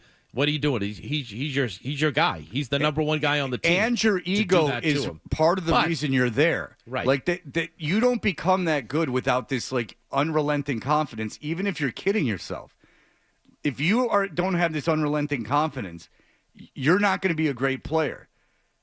That's just there's not humble great players. Deep down, they might act humble, but deep down they're very prideful. And so I think it needs time. That's what I think it needs. Because I think the best lineup that you have out on the field, and it may happen over time, is with Bregman at third and whomever at second, with Story and Casas, and then DH Devers. All right, you brought up the phone calls. We never get phone calls, but Dan comes on and he's so passionate that he brings out the passion in people. James, go ahead. Hey, guys. So when it comes to Casas, the other alternative is Devers playing first base. And Fred, you mentioned maybe he really needs to be in the field to be a part of the game. The other alternative is he doesn't want to play DH. They could move him to first, and now Casas is out of job. And that's why I was wondering why maybe he's speaking up, even though I don't agree he should be. That maybe was behind his motive. Yeah, certainly that occurred to me as well, and that's a good point. That might be self-preservation. But can I also add that I don't buy the whole move somebody to first base. I don't either. I think it's very difficult to do. That's like we were playing the Moneyball scene. That's right. Tell them, Wash, it's incredibly difficult. Yeah, people really underestimate how difficult that position is. In fact, there could be a game you get 2 balls at third base. I'll tell you what, you're going to have to dig out about 5 throws a game at first. The way that these guys you got to get rid of the ball in 10 seconds. In 1/10 of a second, you got to get rid of that ball. That thing's going anywhere. Dan, go ahead. Roche, I'll try to explain it in a way that you'll understand. So imagine that you're part of the male porn industry and your specialty is gangbangs. Now, all right, that's too far. You can't say that. Why do people go there with it? Have you created that? I don't know. What are you doing to me, I Fred? haven't said It's that. all your fault, Fred. I like that. I'm talking baseball and you're Yeah, get in line. Going that You and every industry. woman I've ever known. Adam, go ahead. Oh, good Lord. I don't know how to follow that one. Yeah, just go, Adam. Just go. Unreal. Yeah, sorry. Yeah, the Devers thing's driving me nuts because at the end of the day, obviously the Red Sox last year, I mean, atrocious defensively, but Devers has been the worst defensive starting third baseman in all of baseball statistically over the last, 6 years? I think I saw the 6 or 7. So, I saw runs saved. He's in the negatives. Yeah, he was 37th. So on what planet can you dig in? Now you're going to dig your heels in on this whole thing?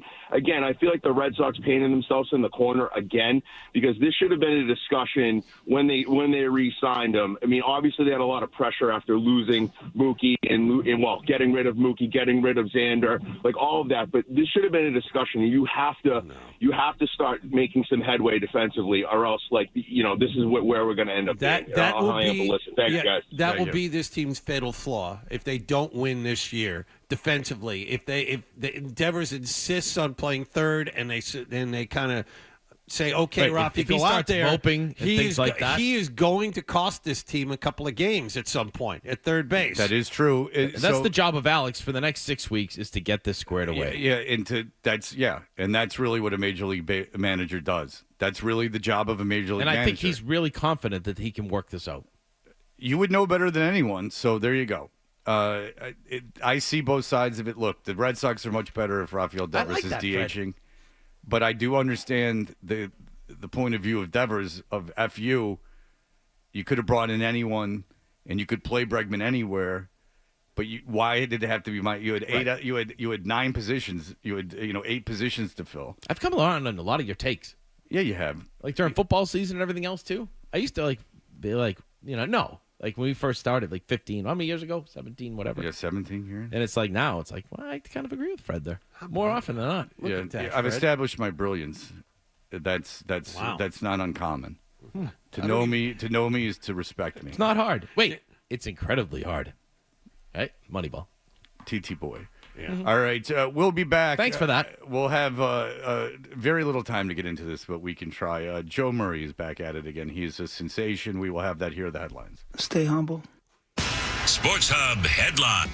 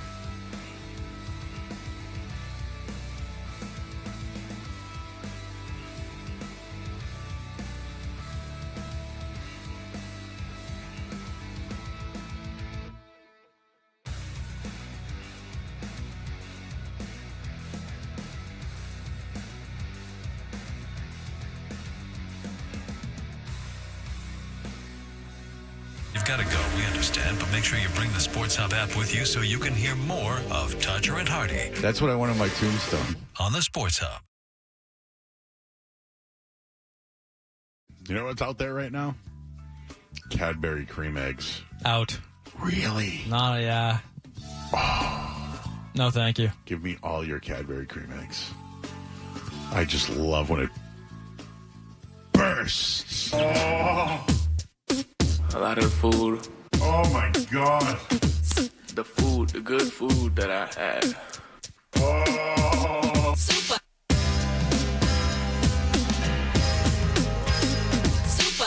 All right. We are Toucher and Hardy. Roche is in for Hardy as he is in Puerto Rico, as they say. We are brought to you by FanDuel Sportsbook. Make every moment more with FanDuel. Joe Murray is a treasure. You can watch him on YouTube and listen to him on this very radio station.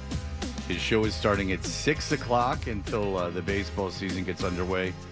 And then Mads gets to do what he loves to do, and that is the baseball hour, which is, he loves to say that fifth hour. There's nothing probably that gives him more pleasure than the entire baseball season having to stick to one topic an hour a day. That's got to be great. You'd love it, but you don't care about your audience. You're just so self-serving. You ever been a guest on that show? Oh, yeah. I think you could be a guest. I think anyone could be a guest. Prior to specifically Danny, but yes, I could be. Think about this. This is perfect. Prior to Game 6 of the 2013 World Series, Red Sox are finally at home. Yeah, can finally win a World Series in their own stadium. Who they beat that year? Yeah. Tony Massa can come on, and they were on remote. He was on remote, Kenmore Square. Sure. So I did my TV thing. I go down and I sit down with him. He said, we're joined by Dan Roche. And I'm ready to, this is a great night. Everyone's going to have a blast. Do you think David Ortiz is doing steroids right now? Yeah. Do you think he's doing all that stuff behind the scenes with his .622 World Series batting average?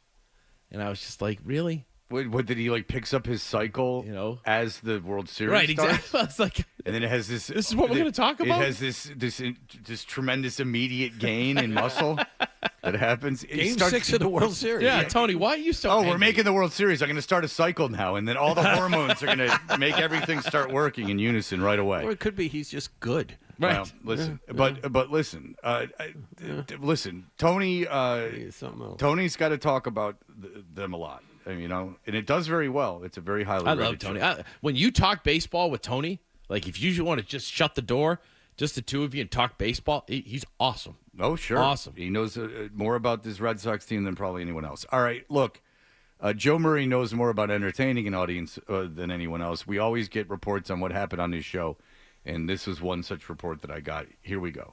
Let's go to the phones here. We got Joe in Maine. Hey, Joe. Hey, I know you guys really love me, but I got a great Valentine's Day story, if you don't mind. 30 seconds. And that right there, my friends, I'll just, not to blow it, it's far longer than 30 seconds. Okay. I literally fought a fire this morning and then worked all afternoon, and right now I am dog sitting for people that needed to go out on Valentine's Day and actually work the service industry, which I thought you would appreciate. Oh, I'm down with the service people, man. But what kind of dog is it? It's a mastiff. Yeah, baby. There you go. No fun. Really mind this call. Because first of all, how exciting is it? He's dog sitting. And who dog sits for someone who's going to work? Don't talk about fighting fires or anything. I'm going to work. Make sure this dog is how about I'm going on vacation? You're around if it needs CPR. But some of us might go, wow, great story. And then hang up the phone. But Joe needs to know more. What kind of dog is this? It's a mastiff. Ooh, it's a big boy, huh? Oh, yeah. No, big girl, actually. Big girl. Oh, yeah. She's on top of me right now. Does it want treats? Oh. If I was a dog, I'd always want treats. Talking back to food. Yeah. Is it treats? What kind of treats? Beef? Yeah. Or chicken? Have you ever tried one of them treats yourself? Is it crunchy? One time outside of Fenway when I was waiting for World Series tickets, a bum fed me some milk bones. I got to say, I wasn't disappointed. On top of me right now. Does it want treats? Oh, yes. Treats, pawing, but I'm just being the surrogate dad, Dude, it all pays itself forward, my man. Oh, yeah, no. And listen, Portland, Maine, actually, the restaurant industry is huge. Love and Portland, Maine. Where you at? Where you going? I mean, this would be such a boring conversation if you were talking to someone in person. Like, this guy has said nothing of any interest, but Joe just wants to chat. Portland, Maine, huh? Whereabouts in Portland, Maine? He probably gets so tired of some of the all the takes and everything. I love Joe. It's a great distraction for him to talk to somebody about nothing. It's how nighttime radio should be. Yeah. You call in, we're gonna have a conversation. People love him. Jesus, he probably knows the guy, right? Where you going? Where they going? Well, I'm home. They're at a place called Yoked right now. Oh, yeah, I know Yoked very well. Yes. It's actually a little bit outside of Portland. Do you know what's great out there? You ever been to the Lobster Roller? The Lobster Roller? Where's that at? Oh, what is the name of that place? Oh, Duck Fat's my favorite. Well, Duck Fat, French fries, serious, right? Oh my God! I mean, if you look, it's called Common Ground, my friend. Right. Dude, get this guy with the Ukraine and Russia and get him start talking. Borscht, right? It's better than Belgium. It's better than Europe to go there. Do you know that they make lobster tails on a stick, kind of like teriyaki, but it's lobster. Yes. It's a lobster tail. 1,000%. Yep. And it's skewered lobster, basically. Oh. And I know you're a butter guy. I go mayo lobster roll. To be fair, Portland's a hell of a town, man. I was born in Lawrence, raised in New Hampshire. Oh my God, who cares? Joseph cares. Merrimack Valley, friend. I am fascinated by this conversation. I've been pulled in. But absolutely. This guy is dog sitting and everything else. Raised in New Hampshire, and now I live in Maine. So it's that migration, and it's definitely... Wow, you're like Lewis and Clark. You made the move all the way from New Hampshire to Maine. Two boring states. I mean, the only thing we don't have up here is North Shore beef. We just don't have it. I know. Well, my buddy owns a dispensary in Scarborough, and I like to go up there a lot. Yeah, so it's 12 minutes away, exactly. And you would love the beach. The beach, it's cold water. In Portland? No, Scarborough. Oh, Scarborough. Okay, I've never been to the beach in Scarborough. They used to have harness racing there. You would really dig it. Not bad at all. Appreciate you, Joe. Hey, what's up? Dogs need love too on Valentine's Day. I'll send you a photo on Twitter right now. This dog is on me. She's on me.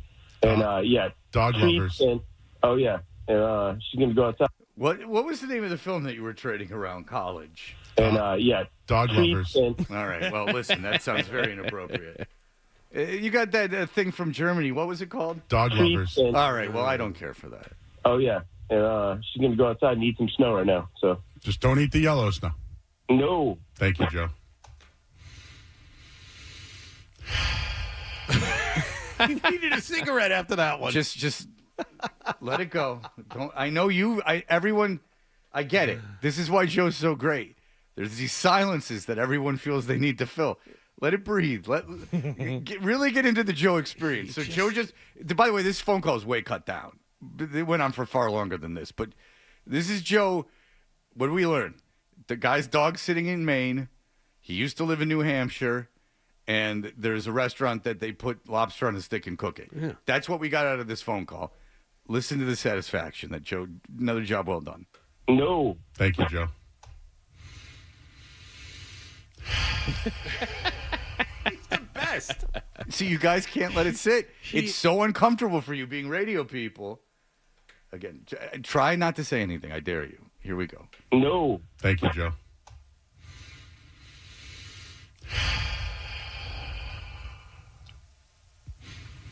I lost it, dude. I lost it.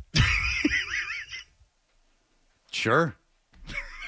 My buddy Dom over at Dom's. Yeah. He's cajoling these people to mention restaurants. So when he goes in that they go, you're Joe.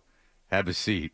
It's on the house. He's Jason Sparks. Yeah. And when Joe's not on at night, even if it's a game, I get pissed. Joe is definitely number one, P1 when I'm driving that time of night, it's got to be Joe. And that's why it's Joe. My kids love him. Everyone Seriously, loves everyone loves My Joe. kids will ask me to turn on the Joe Show. I think my kids mention Joe. They don't know who anyone else My is. kids are 15 years old. We're driving back from whatever practice, whatever, friend's house. Put on Joe. Seriously, I'm not kidding. You know, it's like your friend. Exactly.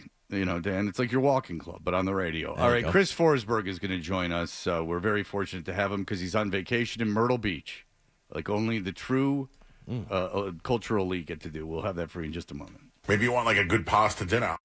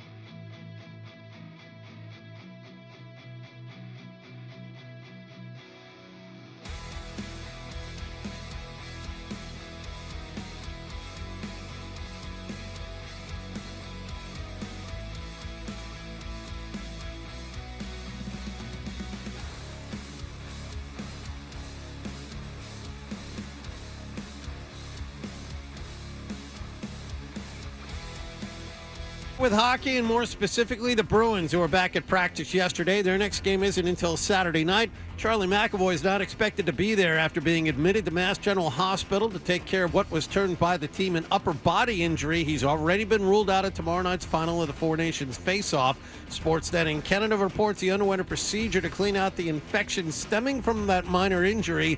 He is now week to week. He was still in the hospital as of yesterday, but there are no long-term concerns. Bruins defenseman Brandon Carlo hopes for the best. Texted him a couple times. He's a busy guy right now, obviously, so I'm trying to stay out of his way, let him focus on the mission that he's on, and hoping that he's doing well. The final of the Four Nations is tomorrow night between the U.S. and Canada. American head coach Mike Sullivan said yesterday Austin Matthews and both Matthew and Brady Tkachuk are all expected to play. He added Canucks defenseman Quinn Hughes was on the way to replace McAvoy on the roster, but Quinn instead was in Vancouver yesterday afternoon with a non-contact jersey on.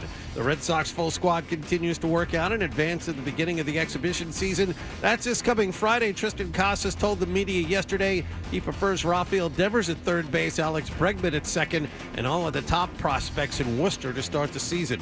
Sports Hub headlines are brought to you by Rodenheiser Home Services. Rodenheiser is now offering $250 off a new water heater. Scheduled today at Rodenheiser.com for fast installation. I'm John Wallach on Boston's Home for Sports, 98.5 The Sports Hub. Your next update at 8:30. You want to talk sports? We want to talk sports. Squeeze the chicken and open the mouth. It's like we were meant for each other. This is why you need us. 98.5 The Sports Hub. Is elongating. Weekday mornings. Here goes Hardy. Toucher and Hardy. I no longer love them. Let's go. Let's ride. 98.5. Like, let's roll the dice. Pop stroke, and we did top golf and all that. So yeah, like I'm managing. Believe Did you me. golf? You know what? I did not, and only because I have severe guilt when I leave my family when it's this short of a trip. But when we come in the summer, I ditch them multiple times. Yeah, I was never able to get away for that length of time. There's no doubt about it. All right, look, Chris, the NBA is in a bad place with this All-Star game because now it's not just boring; it's being completely ridiculed. And then you have this Four Nations tournament for whatever its faults are for getting guys hurt. This has become some sensation. Like the get-in's like $900 for tomorrow night. What's your theory on what the NBA should do? So a couple things. Like one, I think you have to hit rock bottom before people will make any changes. So maybe this is a good thing. Like that, I'll admit, it hasn't had a draw for me for the last, I don't know, half decade. And so I did pop it on, and at like the worst possible time, right at the start of that interminable, like the delay between the championship game, and then they did the ceremony, and look, I wish they had planned it out a little bit better. I think they're knocking on the door with like, is the one-on-one tournament the right play? Is it, do you start to get, correct me if I'm wrong, like this thing used to be way earlier back in the day. When I was a kid, it used to start at 3, 5 o'clock. So I think they're going to. Used to be an afternoon game. Yeah, 3 o'clock. Right. I think the buzz is that as it shifts to NBC next year, that there's a chance it will move earlier. And I think that will help. And but like they definitely got to figure out the format. You got to incentivize at some point, and I just don't know how you do that. Money usually is the answer, but guys are still going to be leery. They don't want to get hurt. GMs don't want guys getting hurt. It's hard to figure out the right way. I wish, like, normally I have like a this is the way, like this is the answer, and I don't have it. And I do think the one thing that could just help the product overall is getting superstars back in the All-Star Saturday night stuff. Like I need the best of the best in the 3-point contest and in the dunk contest, and no disrespect to Mac McClung and all that, but for all of us who grew up on Jordan and Dominique and all that, it's just like it needs a little bit more sizzle, and that has to be the roadmap, even if the NBA has to pay these guys to be out there. Part of the problem is, Chris, if you incentivize it, and I was reading the same stuff that you were just talking about, they're talking about a one-on-one tournament with the winner getting $1 million. None of these guys care about $1 million. And if they do care about $1 million, no one's going to want to watch them because no one's ever heard of them. But at least at first, they'd want to try because it's the pride of a one-on-one. Maybe, 100%. but again, that'll lose all of its magic inside of a year or two. And the other part of it is that regardless of what the format change is, no one who is a superstar genuinely seems to care about the main event. Yeah, I mean, it doesn't matter who you put out there. You saw by halfway through the championship game, once they got finished giving the TNT guys all their fishing gear, that ultimately, you had Steph Curry taking half-court shots not once but twice. No, but the worst thing about one that cares. game is the presentation. The presentation of that game was absolutely terrible. Sure. Because the SNL thing was on at the same time, but my son wanted to watch the All-Star game. Mine too. So I'm bopping back and forth. Yep. The entire All-Star game was just nonsense. It was Kevin Hart talking about old school basketball, and for some unknown reason, he's not funny at all during it. And weird insult thing going on with But Shaq. they did that to try and save the game. but And it even if he's wasn't not good. there- but even if he's not there, the game's still terrible. But at least it's a game and it's happening. They jammed it up with so much crap, it extended it. If something's fast and over with, then it's a lot harder to complain with. But if you have Too Short, who I appreciate. Played at 25, it'll take 10 minutes and let's finish. I mean, Yeah. En Vogue comes out and does 2 songs. Yeah. I mean, Jesus Christ, I didn't want to see En Vogue when they were around. Yeah. I mean, now they're 60-year-old women. I don't need to see En Vogue So running how do you around. fix it? That's the All question, right, well, right? here is the big Bill Simmons proposal. And I have actually thought this. If I'm Bill Simmons, am I panicking? Because I've put all my eggs into this NBA basket. Because Forsberg can write about other stuff. But if no one cares about the NBA, his whole enterprise is pretty much, I know it covers popular culture and everything else, but he's put a lot of his eggs in this basketball Have you seen basket. the whole thing with the tiers of players, like tier 1, 2, 3, 4, and 5? I could care absolutely but less this about is what he has to say spends about his anything. time on, and he ranks like 235 Right. guys. And it's cute and everything, but if it's very esoteric, and if no one likes the league, you're in a lot of trouble. But Bill Simmons, look, he's done a tremendous amount of he's had a tremendous amount of success. Who am I to say anything about him? But here is a quote, because I had to quote it because I'm not sifting through a 17-hour podcast on the NBA. But here it is. If you make home court the prize and you go to a 40-minute game, you go FIBA rules. So, everyone knows that. You have the Pentagon lane, or of course, whatever, not the Pentagon lane. Don't talk down to people. They all know all wrong. The Pentagon. Yeah, that's right. It's Shapes are all wrong. very- Trapezoid lane. very military. Thank you. Okay, I thought it was like a satanic symbol. No. David Robinson, Secretary of Defense lane. All right. So anyway, we all know FIBA rules. Who the hell knows what FIBA rules are? No goaltending, baby. Different shaped ball. I just all like right. Bill Simmons throws it out. This is where the problem lies. You're just throwing out FIBA rules like we all know what FIBA rules are. You know what they are because you're weirdly obsessed with basketball. No one else is. I'm serious. This is a problem. So anyway, so you go FIBA rules. Who cares? I don't know what that means. So it moves faster and feels different. Sure. You have 8-man teams from the East and the West, so we picked 24 All-Stars total, but only 16 of them are in the big game on Sunday with home court advantage at stake. Here's the catch. Only players from the top 5 seeds can be in the All-Star game, so everyone who is in the Sunday game is actually going to care about home court advantage. I have 7 on each side, plus an 8th person who is a commissioner's pick. And there you go. That sounds like a lot. What are your feelings on that, Chris? My immediate question is, okay, so I start I'm trying to think about the rosters and how it would be. So 5th seed right now is I can look. Pistons, maybe? Yeah, the Pistons in the East are the 5th seed, yes. So does Cade Cunningham, is he like, man, I got to go all out? Now, maybe Cade Cunningham does because he's like, a young player and wants to prove himself amongst elite stars. But, let's say, and this is a horrible suggestion because it's of the where the team is now, but let's say that was the Sixers right now. Is Joel Embiid going out there and giving full effort? And I don't know. It's just, it's certainly maybe a step in the right direction. It's certainly, I like the idea of incentivizing this stuff. But then, here's the other thing. What if Jason Tatum, and he's never hurt, but what if he's hurt at the All-Star break, and now your main superstar isn't available to help make the push for home court, and you lose home court because he wasn't available at a midseason exhibit? I don't know. I don't love a lot about it in terms of making that the prize. I honestly think it just comes back to money. If there's one thing, I know you said $1 million doesn't move a lot of people. Doesn't. When I see, I don't know, because some of these guys, the $500,000 for the in-season tournament did matter to them, and maybe that's more the Luke Cornett's of the world than than the Jason Tatum's. But I do think there's a number. There's a lot of smart people around this NBA enterprise. There's got to be a way to make it more entertaining, or at the very worst, just move it. Can we stop doing it mid-season? Like I know no one cares about the Pro Bowl, like, so I don't know, that might not be the answer either. Like I don't know, it's really hard. It's just I wish there was like a more easy way to figure this out. And I put it this way, I'm not smart enough to do it. The only thing that was remotely entertaining was the Mr. Beast guy that beat Damian Lillard when he hit the shot that Damian Lillard dunk him in a vat of ones. He was going right on every shot until he course corrected. How many were there any All-Stars from the Pacers? Was Halliburton an All-Star? No, right? I don't think so. No. Siakam, maybe? Siakam was. Okay, so, but that's my point, is that if you go to that format where it's just the contenders, like who am I watching from Indiana? Like Indiana right now is not a bad team. Indiana right now is the 4th seed. What star power is Indiana bringing to the table? How does that bring in the average basketball fan?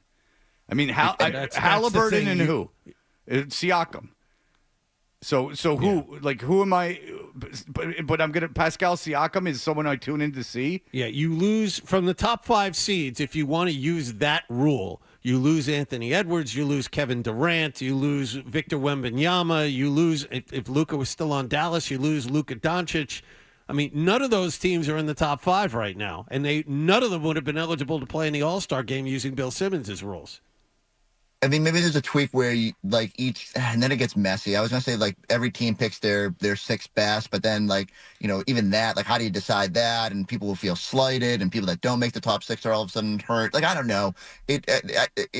There's got to be a better way. I don't think home court is the answer. I think it comes down to like let's give some ridiculous amount of money, get Mr. Beast back out there with a pile of cash, man. Let him film a YouTube video, and you know, find some way that content creators want to make this. I don't know. Is there an in-season tournament that maybe like so we're watching the 4 Nations, as Fred said, and you got guys like Jack Eichel saying that tomorrow night's the biggest game of his life, right? And this just kind of came together, put together by the NHL. Nobody knew what to expect, and all of a sudden it's grown into it's the game of my life from some of these players. So, and so educate my non-hockey mind. Is it just the pride part of it? Yeah. I mean, that's basically what it's come down to. 4 countries, Canada versus U.S. It's the pride. And that's the hard part. There's nothing that on the NBA side of things, like you could do international versus USA, but I don't know if that moves anybody, you know? And right. It's a harder sell. Like you could do the college thing, like Duke guys would love going up against North Carolina guys, but there's no easy track to like dividing guys up that moves it. It might come down to maybe they just do have to eventually get to a point where they're like, this just isn't working. Maybe find a way to incentivize the in-season tournament more, make it its own little breakout thing, still find a way to build in a little break into the season. Because remember, that December tournament ended up being a little unsightly with the break that was in the middle there. And so, I don't know, maybe they go back to the lab on all of this. I'll miss some elements of All-Star Weekend, but you could still do that as part of like an in-season tournament gathering in Vegas for the championship round or whatever. Still have your 3-point contest, your slam dunk contest, the parts that people like still seem somewhat intrigued by. And maybe just like All-Star comes down to it's just a thing you get. And because it's still part of contracts and stuff like that, like, you know, an all NBA and I don't know. It's like ultimately I've said I don't know 900 times in this call, and I feel bad about that. But that's just you're on Myrtle Beach time. Yeah, that's fair. No one can expect you to be functioning at 100% when you got the beach in your blood. All right, right, 100%. Absolutely. All right, well, Chris Forsberg is going to stay with us for another segment. Why is my phone? Is that my phone?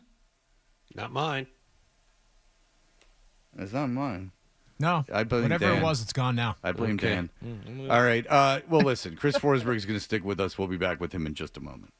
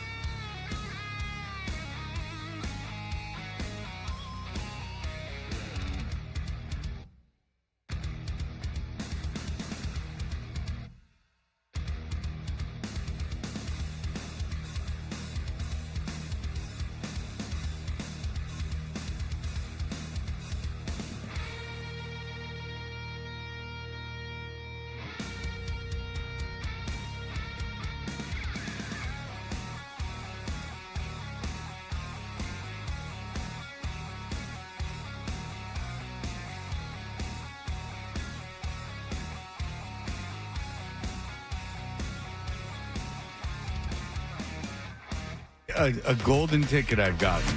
There you have it. Toucher and Hardy resumes on the Sports Zone.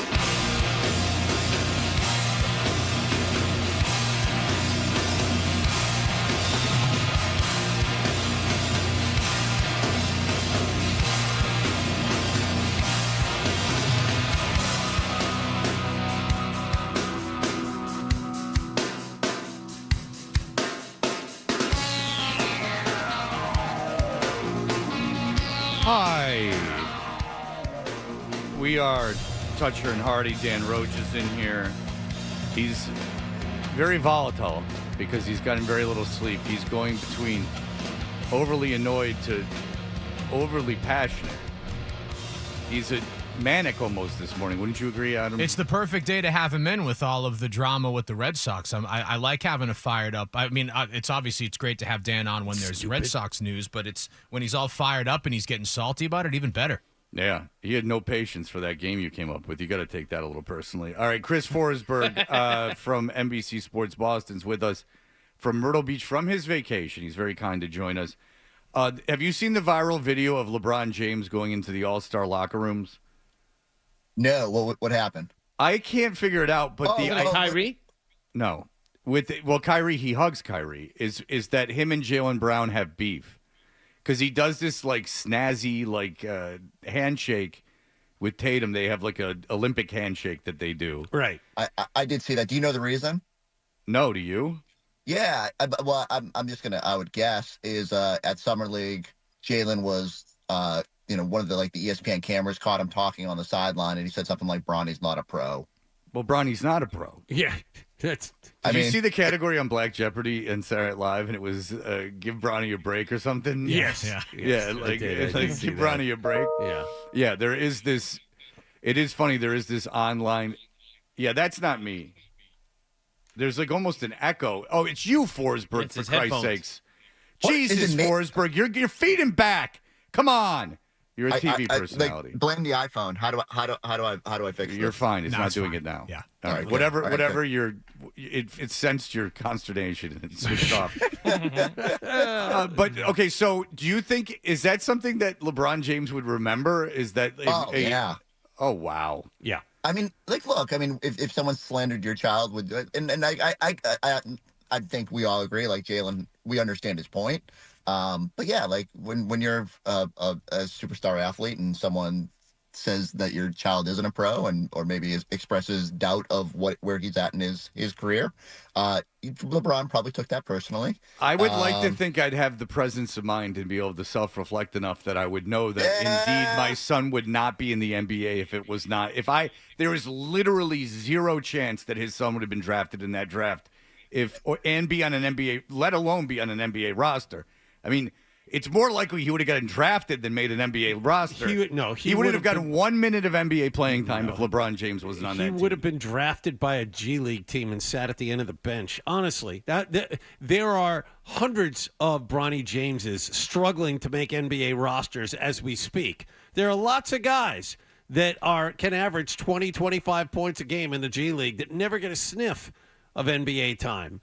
And this guy was given a chance because of who his dad is. I don't blame Jaylen Brown one bit. Yeah, I mean, right. I would like to think that if I put my son, like if Dan got, like my son in 2 years graduates, or 3 years, or whatever, 2.5 years, graduates high school, and he's like, whatever. And Dan goes, you know what? Alex Cora and I have such a great relationship. Miles going to be on the, he's going to be on the opening day roster for the Red Sox.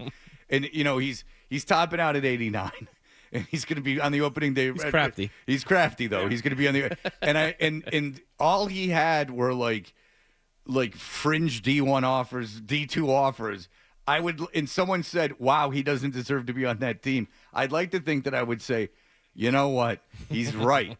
and LeBron has. I mean, did LeBron know it when he asked the Lakers to draft Bronny and put him on the team that he was somehow involved in the process? Or is he to lead us to believe that there was no conversation before the draft?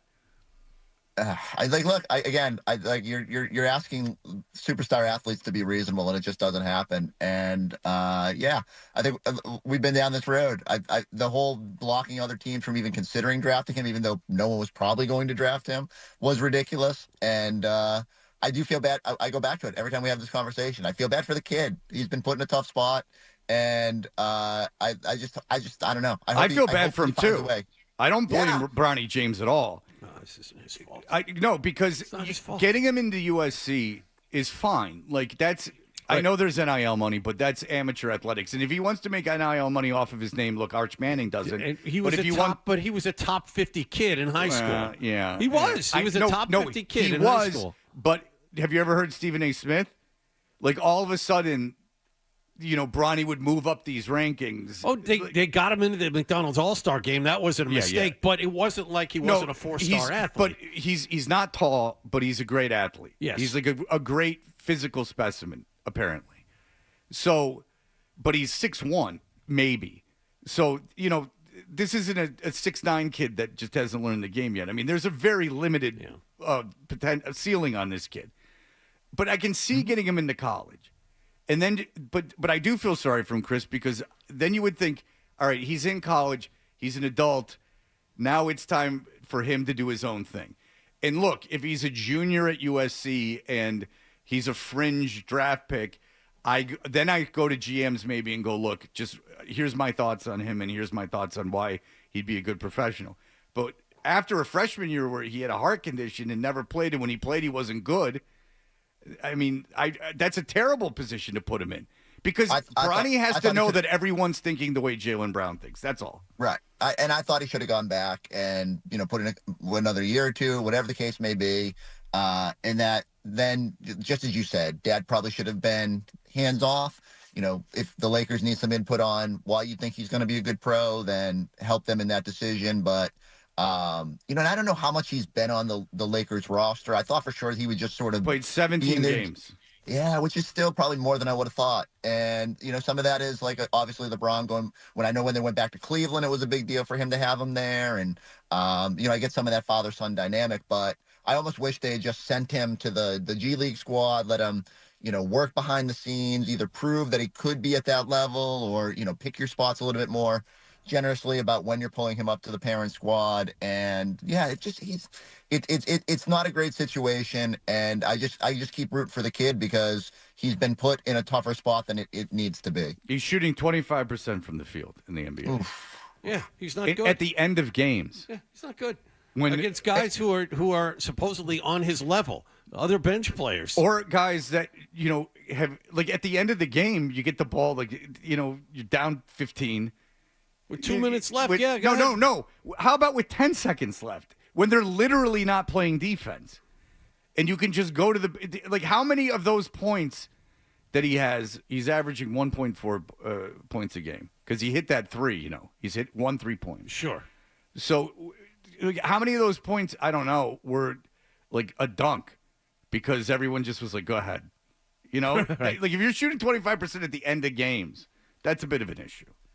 And I don't think they're half-court shots, down 20. No. Up 15, at the end of a game. All right, well, look, we're better parents than LeBron. There's no question about it, Chris. We've got that out of the way. We are good people. Yeah, we are good people. So what are you looking for when the Celtics get back? This is the dog days. Tomorrow night, first game back. Right, tomorrow night, everyone's excited. The Celtics are back. They're playing a red-hot 76ers team. I can sense the excitement in your voice, Fred. Well, they're playing a red-hot 76ers team that's actively tanking, so that should be a real fun time. Do you see the roster that the 76ers put out their last game? Yeah, it's bad. They didn't play anybody. Yeah. Here's the thing. They have like two revenge factors now. Like Gershon Yabusele, former Celtic draft pick, was really good the last time they played. And now they just signed Lonnie Walker, who was a guy that a lot of people, when he was in camp with the Celtics, really wanted him to make the roster. And I completely understand why. Like, had the proven NBA pro, had been on LeBron's Lakers, and had a lot of good stuff that he could do out there. Unfortunately, like, he needs like touches, he needs shots, and the Celtics couldn't really offer that to him. Chris, I think he'll get it in Philly. Chris, if you're just bringing up names I can read on the cover of the New York Times, why are you even on? Yabusele and Scooby-Doo? I mean, come on. Lonnie Walker. I mean, at least get in the weeds with players. At least try to come up with some storyline we haven't heard before. All right, very good. There's 2 losers that are on the 76ers that will try. All right, but look, it's not a great game to lead things off. But I feel the NBA is in a bad place. But what are you looking for? What should we keep an eye? So if you look at the schedule beyond that Sixers game, so off the top of my head, I think we got the Knicks on Sunday, which will be fun. Knicks are still on your heels. You need to create a little separation just so you're securing that 2 seed. You got Cleveland at the end of the week, which, if you're going to make a push for the 1 seed, I don't think they will. You got Detroit in there too at Detroit, so which is a fun one. And then Denver after that. Denver. Rob Williams comes back to town with Portland soon after that. That'll be a very big deal for some of us. The home schedule, they got a 7-game homestand. Like there are intriguing matchups here. I do think big picture wise, it's just you want to see a little bit more finding of the mojo. Like they did look good the 7 of the last 8 with those wins, but the starters haven't been great together. They're still figuring out exactly how this looks, and it's probably going to be a little bit different from last year. They played a lot more double big. I think they're going to kind of how much do you lean into that, because the numbers have been great. There's little stuff that you just need to shore up, but it's 27 games in 53 days. It's a little bit of a sprint. You really just want to keep guys healthy, and we'll start. It'll get fun. In the games are fun coming out of this beyond the Philly game. And then by mid-March, we'll start looking at the standings. It's going to be an everyday topic. We'll be breaking down obviously do you want to see the Magic in the play-in game, or whatever the case may be. I do think that the excitement level will go up. This is sort of as another 2 weeks to get through the doldrums. Chris, you sound like you're good. driving home by yourself from Myrtle Beach, talking yourself into what's going to be ahead for you at work. 7 weeks right? left in the season. Look, Dan covers the Red Sox. He's been in your position many times. No, I get it, and I think I worry when I hear Fred say that the NBA is in a bad place. I actually think the league as a whole is in a good place. I'm not even doing that just because it's my livelihood. But I do think you're right. The All-Star game was not a great reflection of the league, and certainly these doldrums are tough to navigate. And usually coming out of football season, you start to see people be a little bit more engaged in the product, and I think some of these Celtics games will encourage people. I think the schedule is a lot sexier than it was kind of through much of January and December. Okay, here's just 2 things about the NBA, and I'm not being a fatalist, is the ratings suck, but maybe that's because of streaming or whatever else is happening. But I will tell you this. The 3rd and 4th biggest celebrities in the NBA are Charles Barkley and Shaquille O'Neal. And the NBA knows it. That's why they structured the All-Star game that way. LeBron James and Steph Curry, Charles Barkley, Shaquille O'Neal. Those are the... Wembanyama? No? No. Wembanyama's great. He's tall. He plays in San Antonio. No one watches Wembanyama play basketball. What's the discourse been in the league this year? What's been the big story as a league? J.J. Redick going after Shaq and going after Charles Barkley for saying that the game sucks. That's the story. And then Barkley coming back and saying that the Lakers suck. That's the biggest story. I'm not arguing that Shaq and Chuck are 2 of the top.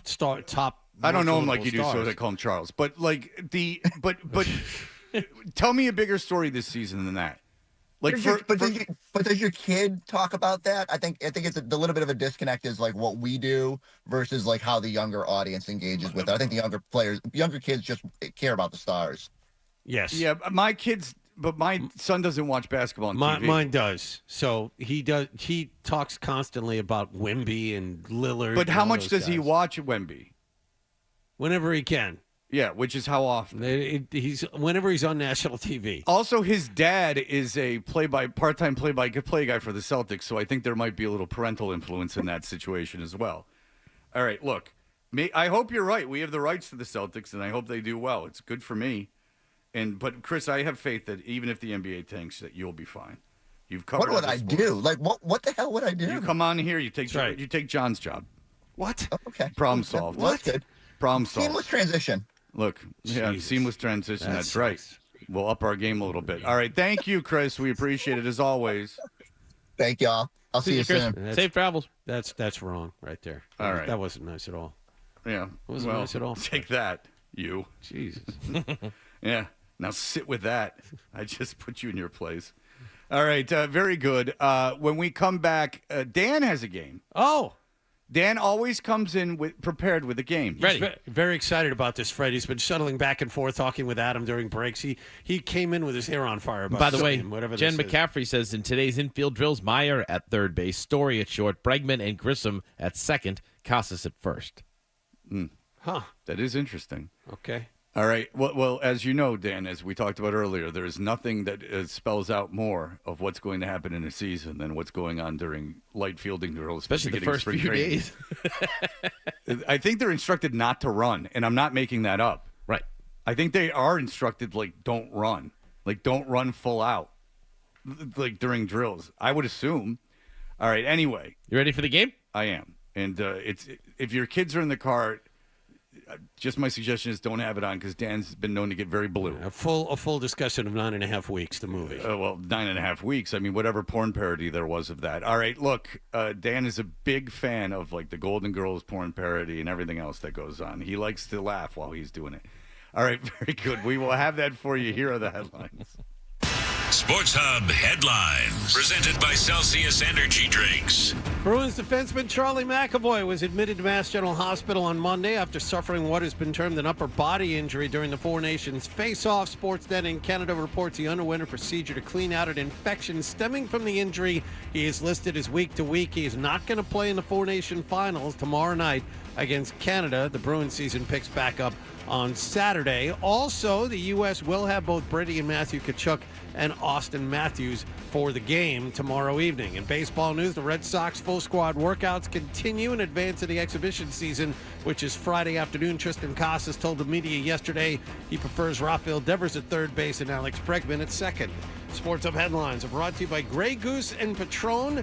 Ski, sip, and score with Grey Goose and Patron. Visit 985thesportshub.com/ski, sip, score to discover winter cocktail recipes like the Grey Goose Espresso Martini and the Patron Cran Burrito, and enter to win the Ultimate Ski Package. Must be 21 or older. Sip responsibly. I'm John Wallach at Boston Hill for Sports, 98.5 The Sports Hub. Your next update at 9 o'clock. You're listening to Toucher and Hardy on the Sports Hub. The savings are monumental during Bernardi Honda's President's Day sales event. Get our best deals of the year with your choice of one of New England's largest selection of new Hondas. Or get really low financing rates during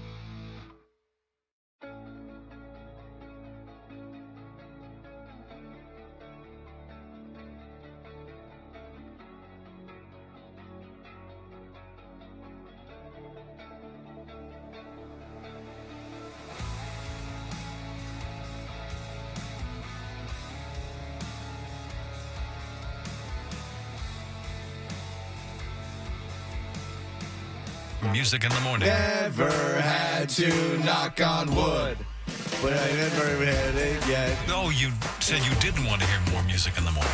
Okay. Here's more Toucher and Hardy on the Sports Hub. All right, Dan Roche is in for Hardy. We're brought to you by FanDuel Sportsbook. Make every moment more with FanDuel. I don't want to tell you what to do. You've done a great job, and the fans love that you've curated a playlist, Adam. Maybe not this one. It's very difficult to do. All right, audio 2 goes into the scrap heap. No problem. I don't mean, and if you love it, don't do it. No, I don't. And thank you for the feedback. Is always welcome. Right. Because it doesn't really go anywhere, right? Like it's just, and then it's hard to talk over that guy. Sure. All right, very good. So Dan comes in with games every time. We love Dan. Adam and I were just talking about how fast the show moves with Dan. So let's not waste any time, Dan. Yeah, I apologize. I've been very busy. So I was down at Foxborough yesterday working on our All Access show, which will air Friday on WBZ at 7. And I was about to go out the door. My friend Bob Doyle said, "Do you have any things going on?" And I said, "Well, I'd like to play. I played a game Monday, played a game Wednesday. I know the game for Friday." So I quickly said, "Here, just give me the song." And I just did a quick open for this competition. And then I worked on it a little bit yesterday, too. All right, the so questions. that's the story behind the song. Yes. All right. And it's also, in my head, I'm like, let's go towards what's the big story in town? Right? What's the big story in town this week? You want to I'm see going my to hit Dan it, Roach Dan. You ready? impression? Oh, go ahead. Here's my Dan Roach impression. Thank you. There you go. You have to watch YouTube. This one takes a moment to get started, but once it does, you'll get what's going on. Can you guess if this is an American? Or do you really think it's a Canadian? I'll give you several choices. You can make the decision. If you get 100, you'll win prizes. Not really. It's a contest. Come on. Something different, right? In honor of the game coming up on Thursday night with the gold medal. It'll be great. We'll drop the gloves. We'll fight. We'll have a good time. There you go, Dan. Dan Roche. Scratching really his creative itch. That was really good. Thanks to my friend Bob Doyle. Bob Doyle. KSE, Craft Sports Entertainment. That made me smile, so thank Well, you, that's Bob good. Doyle. That was very good. All right, so you ready for this? I am. So the game is what? You tell me which of these two, which is Canadian, which is American.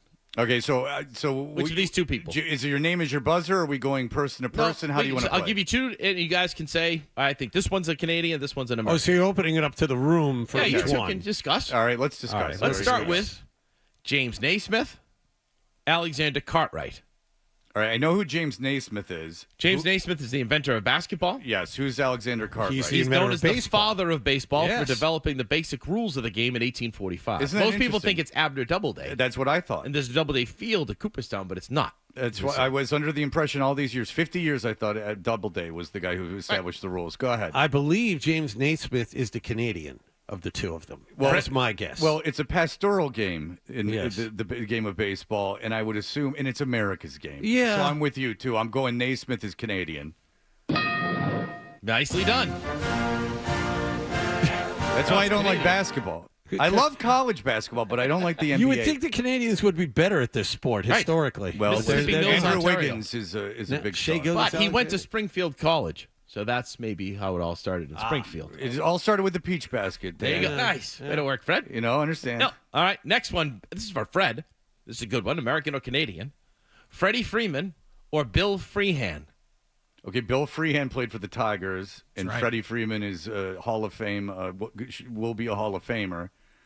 Bill Freehan. This is or the Freddie Tigers Freeman. catcher, 1968 World Yeah. Series winner, 11-time All-Star, 5-time Gold Glove winner. Well, first of all, I get credit Didn't have for to knowing. change positions either. I He's a get beast. credit for knowing who he was. Yes. So I have to get some credit for as much as people think I'm ignorant. Yep. I did know that was a Detroit Johnny's Tiger. good to use on the immaculate grid. Keep Bill Freehan in. Okay, thank you. Yeah, Appreciate or it. on simnasium.com. I gave up on that immaculate grid. I know. Grid after one. Do you still do that, Adam? Oh, every day. I gave up like Listen, 6 months ago. It's free. All right, so okay. Here's the deal. I am going to say that Freddie Freeman is Canadian. John? I agree with Fred. I think Freddie Freeman is the Canadian. What's the answer, Dan? You're right. This game moves right along, doesn't it? And Billy is here, who fakes like he's Canadian. That's right. He's developed a Canadian accent. Freddie Freeman is Canadian because Freeman's parents were both born in Canada. Freeman holds dual Canadian-American citizenship. Was he on the Canadian Olympic team? Maybe at one point, who knows? WBC or something. You know that Bill Freehan was born in Detroit, Fred. I think I did know that. That's pretty cool. All right. Next one. All right. I'll keep moving on. Let's go with Andrew Wiggins. He's Canadian. Okay, let's move on then. I Let's go used him as an example. That one's easy. All right. Now we'll go to skiing, freestyle skiing. Oh, all right. Donna Weinbrecht or Veronica Bauer. Which is Canadian? Which is American? Well, Bauer being the and also Weinbrecht might be Jewish, and there's no Jewish people in Canada, so I'm going to go Weinbrecht as the American. Yes, I once again, I think he's right. Yeah, you guys are good in this game. We're really good at this, aren't we? Donna Weinbrecht won the first gold medal in Olympic moguls competition in 1992 Winter Olympics. By the way, nice job on the Wiggins, the basketball Wiggins one. That was good. Yes, I was going to say Aaron Wiggins really too. Well, Wiggins was number one draft pick. Yeah. All right, all right. Let's go. Do we go Dante Bichette? Dante Bichette. Oh, because he played for Toronto. Oh. Or do we go Kyle Snyder? No, wait. I'm sorry. Vladimir Guerrero Jr. Oh well. Oh. See Okay. how tricky he is. Okay, Vladimir. See that? Bichette sounds Canadian. Also played Toronto. Dante Bichette is American. I'm going to say Vladimir Guerrero Jr. was born in Canada. You know what? John, we don't even give me a chance to answer it because his father played in Montreal for all those years. Yes, that was a suggestion. He holds both Canadian and Dominican. All right, do we walk off with a win or do we go one more? That was a good one. I think Dante we go Bichette one more. was born in West Palm Beach, Florida. We go one more. Drop one more on us, Dan. Last one more. Last Ooh. one. All right. And you got to play his theme coming out. All right, here we go. Let's go with Brad Johnson, quarterback, Super Bowl winner, Tampa Bay, 2002, or Mark Rippon, quarterback, Super Bowl winner, Washington. I don't remember either of them playing college football. I think Rippon's the Canadian. Rippon is so unattractive. I know. I think all the more reason why he should be Canadian. He could only been produced in the fields of Alberta. All right, I'm going to say Mark. I'm going to agree. All Mark Americans Rippon are handsome. All Canadians are ugly. Haven't you learned? Absolutely. Look at this room. Boy, you guys are good. All right, very good. Yeah. Perfect score, baby. Mark We know Rippon our and Fred, Americans are spot Canadian. on, Freddie. Calgary, Alberta. Jesus. Yeah. I want you to know I know from one, Ugly. not him. I got that one. Good job. Way to work, Thank fellas. you. Nicely done. See, Ugly is a special interest group, Can and you we guess all that kind of this hang is an together. American? All right. Wow. What do you really Thanks, think? Ed. It's a Canadian. All right, Billy Jaffe is here. He will continue the fun. Choices, you can make the decision. All right, we'll have Billy Jaffe in just a moment. If you get 100, you'll win prizes. Toucher and Hardy.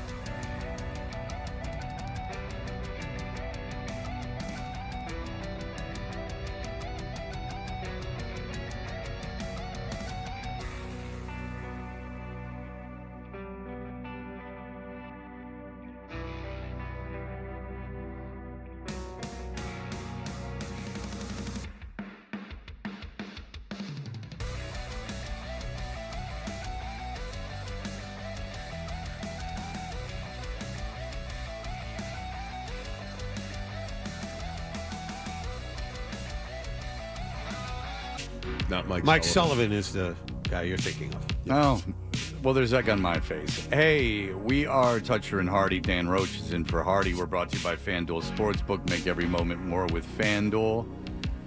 Billy Jaffe, you just heard. What is the news? Well, we already said that. Get rid of the pleasantries on air. We get down to business on this show. Okay.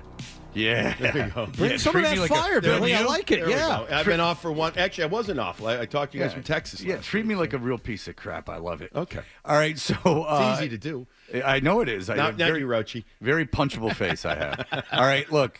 What's going on with McAvoy that you've heard? Just even if it's what everyone knows. Johnny talking about that. That's what you hear, and infection and out in weeks, and hopefully everything's okay. But week to week is the official prognosis, right? Which to me usually means weeks, multiple plural. weeks. That's just what I take it as. It's sure, multiple weeks. So that's obviously concerning. And the other thing that was concerning, and I know that we're still waiting for an update, was that Hampus Lindholm wasn't with the regular practice yesterday and that he was skating after, and they were going to talk with the docs. Now, maybe that changes. Maybe he met with them yesterday, and I wasn't around for practice, and he's able to come back today and go full. But if not, then you're back to having look, you guys up. This is going to more focus, I think, on the events of this tournament than it is on the Bruins because, let's be honest, not good. All seems lost at this point so for the Bruins. It is what it is. Hopefully not, and hopefully next week we talk about the Bruins. But I do want to talk about this format. For the tournament. Yeah. So it's interesting. Yeah. Because this has been it shocked me. I'm interested in it too, but it's a huge success for the NHL as the NHL goes. The numbers they had for the USA-Canada game as NHL numbers go were very, very large. Playoff level. Best since 2014 game in the Stanley Cup Final. Cume rating, amount of people watching, 10.1 or 2 million for that game. Okay, last Saturday. So it's captivated everyone. They had the fighting at the beginning of the game, which gets everyone excited. Yep. The players really care about it. This is great. However, the best players in the NHL, now they're going World Cup in the Olympics every other year. They're doing that. That's done. But what about the other years, those odd years that you're not doing it? So good question. My point is this, is just for the audience, you know where I'm getting. But so the best players in the NHL are playing, and that's great. The best NHLers are playing and trying hard, which means you get hurt. Yeah. McAvoy gets hurt. Yep. The guy from the Vegas Golden Both Knights Tkachuk's got hurt. Trocheck got hurt at one point. I mean, you got guys falling. You probably left have and guys right. that are injured or hurt that you don't know about either. Right? Theodore's out with the broken Crosby's rib. hurt. No, you're right. So I always wanted this tournament, and this is the conundrum or debate here. Okay, I always think that these tournaments are better in fall. And I had a discussion just like this the other day, and that if you do it at the beginning of the season, God forbid, not if, but when somebody gets hurt, that you still have a lot of runway to go in the season, right? So you may not start the year with them, and I know that 2 points at the beginning of the year is the same as 2 points in March or whatever. But I just feel like there's a better opportunity to get those guys back. You know why they won't do it in the fall, though? Is that they don't get these ratings. Well, what I was going to say, there's the conundrum. All right, there you go. You see, back off. Billy's fiery too today. I love this bit, Jaffe. This version. He's got a 98.5 Sports sweatshirt. I do. All hockey people are tired. Wow. We are tired. I mean, Roche is on 1 hour sleep. So. Seriously. What do you mean, Fred? But you're right, because of college football, pro football in the fall, they feel that not as many would watch, except, I mean, let's face it. They got some good scenarios for this. A couple of weeks ago, they weren't sure how well it would rate. They weren't sure how many tickets. There was a lot out, but how many in general would they end up selling? And they've kind of hit the perfect storm in a weird kind of way, right? With so many different little things that have added up to also, this. would they have the passion in the fall? Because they're in game shape, ready to go now in this tournament, too. That's part of it, But it's a done deal because the NFL. You're not going up against the NFL. I get what you're saying. And people have said, well, what about putting in, and not to, I guess it's dovetailing a little bit, why don't you put the Olympics in the summer? I can tell you there's no way that the IIHF or the IOC would put hockey in the summer because it's their biggest, along with figure skating, the biggest draw come Winter Olympics. 1 year from and 3 days from today. Like you can't, the Olympics. Gold medal game. The Olympics predate hockey. Like you can't start screwing around with. It's not the You Olympic sure about Games. that, The Olympic Fred? Games. They were in Rome. I know. Many years ago. Greece. People don't know, Greece but they in the had the indoor 1800s. rink in Rome. You kind of see it near the Coliseum. Right. Was there a Winter Olympics even when the Olympics That's a first good started? question. No, but anyways, I don't think I'm with you. But so you're in this conundrum of, all right, you're in season and you're in your prime time of your season because football has ended, and now you've got a lot more what we would call passive eyeballs or passengers, so to speak, that are back on the train, the hockey train, and now it's all right. But I don't want to say it is what it is because I despise that statement, but it is what it is. This is what it's going to be, and it's going to be this time of year. And you're right, Fred. They've got World Cup of Hockey coming starting in 28 after next year's Olympics in Italy, and I mean the players love it. The PA wants it. It's been not a negotiation in a bad way. It's in a good way. It's been a back and forth, and players wanted to have this certain thing, and they got it. We've missed some of the best players in the world, though, in this event. We've missed Draisaitl, Kucherov, Pasternak in this event. However, there are only so many people. I think there are 20 Czech guys in the NHL total. I mean, I don't know the exact. I know. Can't fill a whole team with David Pasternak's countrymen. You can't. And Russia would be the only team that has been left Russia out. has over 100. Yeah, players Russia, in the league. but you don't have enough Germans, and you don't have overall. So what do? You do a few years ago the whole Team North America, which is 23 and under, or you did Team Europe, which made it to the final actually the World Cup of Hockey in 16 against Canada. So they're going to try and finagle it. So in next year's easy. It's the Olympics, so you can have NHLers and anybody together. After that, they've got a little bit of a runway here, fellas, to figure out how they make it a more player inclusive event. This year, they just felt they couldn't pull off more than 4 teams for a quick event in 2 places, et cetera. If they had 6 or 8 teams, the amount of venues they would need, the amount of ice time, et cetera, would have been, they felt, too much. Yeah, and it was probably a smart decision because really there's only 2 competitive teams, and if you would have added more. Well, it turns out Sweden, Sweden never lost regulation, and they had that whatever, there's umpteen viruses going around. I was around their team. I saw a couple of their guys before the game the other day, and they look like crap. I mean, they had the virus going through their team. So I'm not saying, I get what you're saying about Sweden, Finn. They weren't great, but on the other hand, maybe they weren't healthy, especially Sweden. Well, I mean, Sweden's had success in international competition. Ultimately, though, the 2 best teams are the teams playing tomorrow night. They're the deepest, easily. The deepest. Yes. Yeah, but I'm just saying if you added countries, so Sweden and Finland, it's easy. But if you added countries and you can't add Russia, but you added countries, where are you going to get them? You know what I'm saying? It's just going to be games for the sake of having games. I'll be curious to see, and I know we got to talk about what happens with the Olympics with Russia next year. Well, listen, I don't know who to believe. There's many theories going around, so who knows what's happening with that. I'm not the person to ask. Tomorrow night will be fun. Yeah, what do you think tomorrow night? Yeah, I saw Chris Pronger said he felt like the Americans should have dropped the gloves tonight and not Saturday night. Well, they can do it again. Oh, you mean Thursday night? They should drop. The let me ask you this. I keep thinking today because I like people that know hockey and know the NHL. Why the fighting right away in that Canadian-U.S. game? They were just caught up in the moment. The Tkachuk brothers.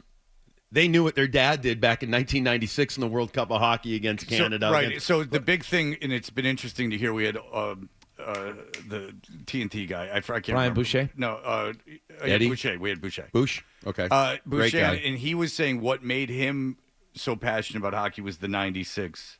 The World Cup of Hockey World Cup of and Hockey that was in fall, 96. just so you know. Okay. But what happened there is that Claude Lemieux or Keith Tkachuk went at it with Lemieux, and it kind of set the tone. I think it was 20, 25 seconds into the game or so. It was a pretty vicious stick swinging, and then they're getting after it. Why? Because I think the center stage, literally center ice, center stage moment of being in one of the hockey meccas of the world in Montreal on a Saturday night against a team that you haven't played in a decade, and they just wanted to make a statement, and it was kind of classic, it was old school hockey of, all right, you know what, we're gonna show you that we're ready to go. Now it worked for them in that game. I don't know. I understand what Pronger's saying about they should have saved it, but on the other hand, now you don't want to take a penalty early on, the extra penalty and anything. So can you replicate that? Do you even try to? I think you just go out and play early on and let everything happen. There will be some big hits early on. There will be some major intensity. I'm not saying there won't be a scrap, but I think I don't know. I'd kind of be shocked if it was in the first 20 seconds of the game again. To me, it comes down to goaltending. The U.S. has far and away the better goaltender of the two teams. And we were talking about Connor Hellebuck yesterday and how he may wind up being the best U.S.-born goaltender ever. Well, that's a debate going on. You got a long, Jonathan Quick is a backup now, but he's 40 and he arguably the best, having won 2 Stanley Cups. And Connor Hellebuck's work, he's a fantastic goalie. He makes everything look so easy. Let's get him through he's got a long way to go in his career to and be that's the only thing, the length, but he's yeah. got 2 Vezzes. He's going to win a third this year. Yeah. There haven't been a lot of guys that have won it back-to-back. You're right, and he's been excellent, and he is better, but, I hate to bring up this, Binnington, he's not as good as Hellebuck. However, and he's let that first goal against U.S. last Saturday wasn't a good goal. It allowed on Gensel, allowed him to use to breathe again. They got back into it. He's won a big game in this building. Thank you. I was about to say that he's won that before. That was a while ago. I know, and his team has been mediocre since the St. Louis Blues. How big of an advantage is McCarr coming in and McAvoy going out? Huge. Yeah. Cale Makar, now Quinn Hughes, you could argue, along with Makar, the 2 best defensemen right now. Although Zach Werenski's having a pretty. Why was Quinn Hughes not on this team? He got injured. He got injured. And he was practicing. Sullivan said he's coming. He's going to replace McAvoy, but then I can't get an answer on that. Just to explain for Fred, he practiced with Vancouver yesterday instead and had a red non-contact jersey on. That's what brings it all back. He's not allowed to play if all 6. This is very funny. It's these rules that we're finding out on the fly. On the fly, basically. I know, right? Make it up as we go. But he's not allowed to play if they have 6 healthy defensemen. So last week, when Canada was minus Makar, he was out at morning skate, and their extra defenseman who they had flown in, who was supposed to go to Cabo and didn't go to Cabo, stayed back last minute. He had to wait in the hallway in his uniform for practice to see if Cale was going to stay on the ice or not. Okay. It's very youth-oriented. I know. You know. That's insane. The other part of this is, Fred, that Hughes is not going to get on a plane unless he knows he's going to play, because Vancouver's first game is in Las Vegas on Saturday night. So he'd have to fly from Vancouver to Boston for one game, then fly from Boston to Vegas immediately after that. It's a long way to go if you're not going to suit up. How about this, too? In addition to that, just to dovetail off that, there's 14 games on Saturday. 14. And so 28 teams in action. And there's a handful of guys playing in this game that are playing, not only playing Saturday, Saturday night, no problem. There's a handful of them that are playing Saturday afternoon. So they got to leave on Friday morning. Wow. And I think Connor McDavid has a 1 o'clock game, local game, wherever he's playing. I forget. So he's got to get out of here on Friday, fly to wherever, and then get playing. But it is what it is. My least favorite saying, but it's just true. It's interesting if you're an NHL owner and you have at one hand there's all this attention to the game and this revenue coming in, and on the other hand you're losing one of your best players. A few years ago, remember it happened to Tavares. John Tavares got hurt, and it's you have to know this going in, that this is maybe this is a distinct possibility. It's like you better prepare yourself, because you almost like you celebrate if it doesn't happen. Otherwise, you're preparing yourself for the worst, because these guys are bringing it. I mean, it's been ferocious hockey. I understand the games. Maybe the other night against Sweden wasn't as vicious, obviously, but they're still playing hard. They're still battling a lot, and these guys are bringing it, and it has been fun. Yeah, it's like a $900 get-in now, as you do. Is that what it's as at? always, Yeah. wait until the You day were right. before. Prices went down, and by the way, McDavid only has to go to Philly. Not bad. No, but it's an afternoon game. I know. What I'm saying is he doesn't have to fly Yeah, across it's the from here country. to Philly. Yeah, it's easy. Yeah. John gets all excited. His in-laws are in Philadelphia. He loves the drive. Do love it. Do you really? Oh, yeah. 7 hours? No. No? 5. I thought it was more. I thought if you hit any traffic, I heard it goes Get through, over like, the Cuomo Bridge. What It's traffic? easy. What traffic on the way to Philadelphia? No. You don't go through any cities. Easy. Jersey All right. Turnpike. It's a breeze. Yeah, exactly. All right, Billy. Well, listen, everyone loves Billy Jaffe. He is, of course, on Nesson, and everyone check out his podcast, The Morning Brew. He does with Andrew Raycroft. Thank you. And we're doing the pre and post for NHL Network tomorrow night. So, there you go, Billy. Yeah. So Razor's doing national radio, and I'm doing pre and post with the NHL, doing stuff on the bench. You in the lounge outside? and- You going to be outside? Not outside. Oh. Not outside. Who They wins got me tomorrow? inside. I have a hard time going against. I'm rooting for U.S. 100%. But You better. Hard time going against Canada with McDavid, Crosby, McKinnon, their depth up front. I feel an overtime game coming. Ooh. I like it. Oh, listen, everyone get out your phones. Let's start gambling. Everyone stay up late. That would be awesome. All right. It's going to be Billy- fun. Thanks, guys. Yeah, but thank you, Billy. See you, Billy. It's what a boon for us that there is something of interest going on this week. Right in our backyard, Freddie. By the way, I heard early in the morning on my way to hockey, as I always do before here, and I heard Mad Roche. First time. I did. I heard you giving it. I'm better now, though. I know you're better now, It'll but be I heard fine. Mad Roche. It actually got me awake a little bit, Really? ready for my skate. Yeah. All the Red Sox stuff. Roach is very manic today. He's very manic. He's either shutting down or going crazy. It's really disturbing, quite frankly. Really? I'm glad you noticed that, Billy. I did. I hit it 6:18, 6:20 or so. I heard it. How was your He's so skate? mad about the Red Sox, and he's so he shuts down when anything else is brought up. I feel better. He only wants When to you talk bring about up your sex stuff, Billy would shut down. I too, didn't bring Fred. up anything. Make Adam it brought it uncomfortable up. for everybody in the studio. And there We was- had a quiz. and they were You rated part R of the movies. show. Rated They were- R Enough about movies. sex. I want to talk about the Four Nations. No, you don't. You want to Billy, talk we about played a baseball. game where I played sex scenes from very popular mainstream films, Okay. just to have the host guess what they were. It's from Inappropriate. From a recent. I thought it was an entertaining bit. And, I think Billy would have done very well. and Dan just shuts down, even though they're. There's not many Titanic things was I one would of do them. well at, and maybe that. I mean, Titanic was one of them. It was hardly anything that would offend the listener. Now I'm bummed I went to skate. Dan, you got to watch Secretary this weekend. You gotta Oh, watch yeah. Secretariat? You need Yes. to watch Secretary. That'd be Secretariat? great. Ronnie Maggie Turcotte, Gyllenhaal. Canadian American. You got to look that up. Secretary. Jersey. Thank you, Billy. Very good. You Thanks, got him. guys. Now you got him riled up again. All right, we'll be back with our stupendous email segment that everyone loves. Stay tuned for more Toucher and Hardy on the Sports.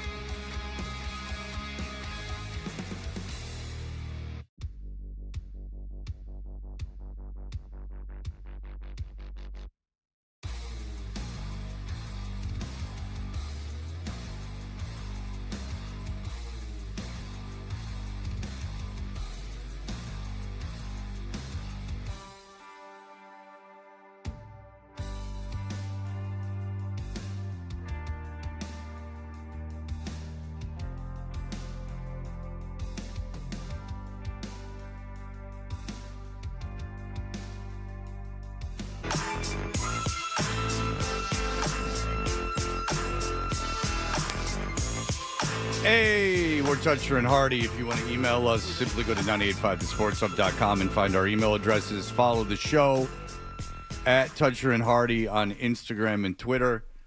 And you can follow me at Fred Toucher on Instagram as I climb to 25,000. It's 25. Sorry, you wanted 25,000. You were at 24.6 at last check. Yeah, and I'm pumping out content like there's no tomorrow. And you wanted to chase down Kendra, but that doesn't look like it's going to happen. Well, I saw that Kendra she talked about how she had a scar on her ass from a sauna. So Right. I sat on a sauna grate the other day, and I'm looking to unveil that photo. Okay, good. Because I have a thong. Sarah from Everett. Everyone loves Everett. Sarah has a question for you, Dan. Sarah from Everett, go ahead. Hi, Dan Rose. Hi, Sarah. Did you ever meet Nagel, Larry Lucchino's dog, Black Lab? I don't know if I back met him. in the day. Maybe, I think so. You know what? He was named after Denny Nagel. Oh, yeah. Colorado Rockies. Yeah, from the Minnesota Twins, who ended up being a pervert in the end. Sarah, But, did you walk Larry Lucchino's dog? And if so, are you breaking some sort of trust that you have with him? No, I walked his dog. Yeah, Yeah, but until they moved. There's not some kind of like ethics, like a HIPAA thing. Like if you watch someone's dog, you're not gonna start condition? talking about the Can't talk dog about it? all the time. Oh, no. Nagel was great. You know, Larry Lucchino, when he first came to the Red Sox, they all lived in the New Ritz. And Yeah. I never saw him. He always wore a robe and he smoked a cigar every time I would go to get the dog. He was great. I helped Manny Ramirez get his luggage down the back stairwell. I saw Ricky Henderson in a linen suit. I didn't know linen could stretch like that. He was the scariest person I've ever seen in my life. But Well, he Sarah, was so nice. what a life that you've been afforded from this dog walking. I mean, rubbing elbows with Yes. celebrities, going to the Ritz-Carlton. Thank you, Sarah. And thank you for not saying anything mean this time. Bye, Sarah. Hi. Sarah from Everett is very together. Yeah. Sarah from Everett has always got something to say, and it's always on point and non-meandering. This is from Dave. Slippery T, I just wanted you to know that I'm always skiing, but I'm still keeping up with the show through the amazing advances in technology. That's loyalty. I might have missed it, but did you have any thoughts on the SNL 50th? I thought it was really good. Some skits were very funny. Mulaney's sketch was great. But more than anything, they are getting good at finding the line between nostalgia and humor. I wish the weekly show was that good. Well, Dave, you missed a barn burner yesterday or on Monday. Because It was both, but yesterday we did a full segment, which is and on the Toucher and Hardy show on 98.5 The Sports Hub podcasts. They're there for the 7 o'clock hour yesterday. That's where you can find it. I mean, it was very controversial. I argued with Adam in apparently a very a-holy way about if Did you get any more emails about that? That was a really weird thing yesterday. No. Look, everyone's in a very bad spot. No one wants to be working this week.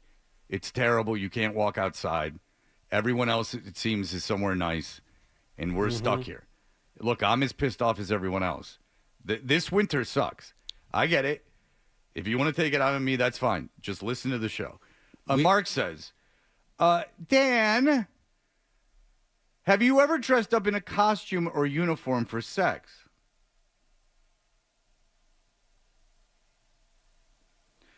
Has he ever asked a partner to?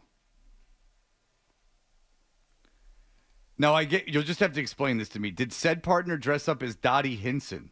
Oh, from League of Their Own. Okay, that's from A League of Their Own. Yeah. Played by who's the tall actress? What's her name? Gina Davis. Gina Davis. Thank you. Who is an Olympic archer? Did you? Was she really? Yeah. Yes. Do you find that attractive? Did you find the women in A League of Their Own more attractive because they were playing baseball? We've talked about it. Female comedian, female lead singer of a band. They have this kind of charisma. It shines. They become more attractive. Did you find that? Oh, with the women yeah. Playing baseball? Yeah. Is that what you want? I just want you to be yourself, Danny. I'm just reading the emails, buddy. I haven't vetted them. No, there's more. Well, I got a couple because myself. it's thanks for being yourself, Roche. Kisses on all your there it goes. Appreciate you all, Chopper. So at the end of the day, he loves you, Danny. Go ahead. Morning, gentlemen. This is from Dave. Angry Dan Roche is a good thing. I was hoping he'd call Casas an a-hole, but that would require him to attend confession in church, and probably a trip to Cooperstown to pray for forgiveness from the baseball gods. Just when you said a trip to Cooperstown sounded No, nice. I understand. Even in the frigid weather. All right, this is a curveball. Uh-oh, here we go. So, no, you're going to like it at the end. I got one too, Fred.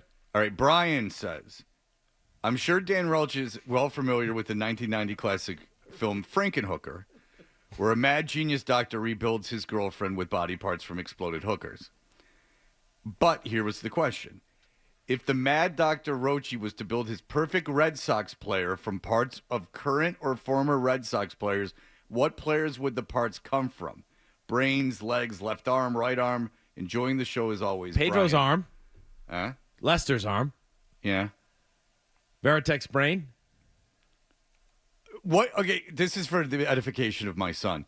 What was the big story with Pedro Martinez in the wonder of how he pitched so well? His fingers. But what was odd about him? Because pitchers usually aren't as him. The successful pitchers. Small. Yes, right.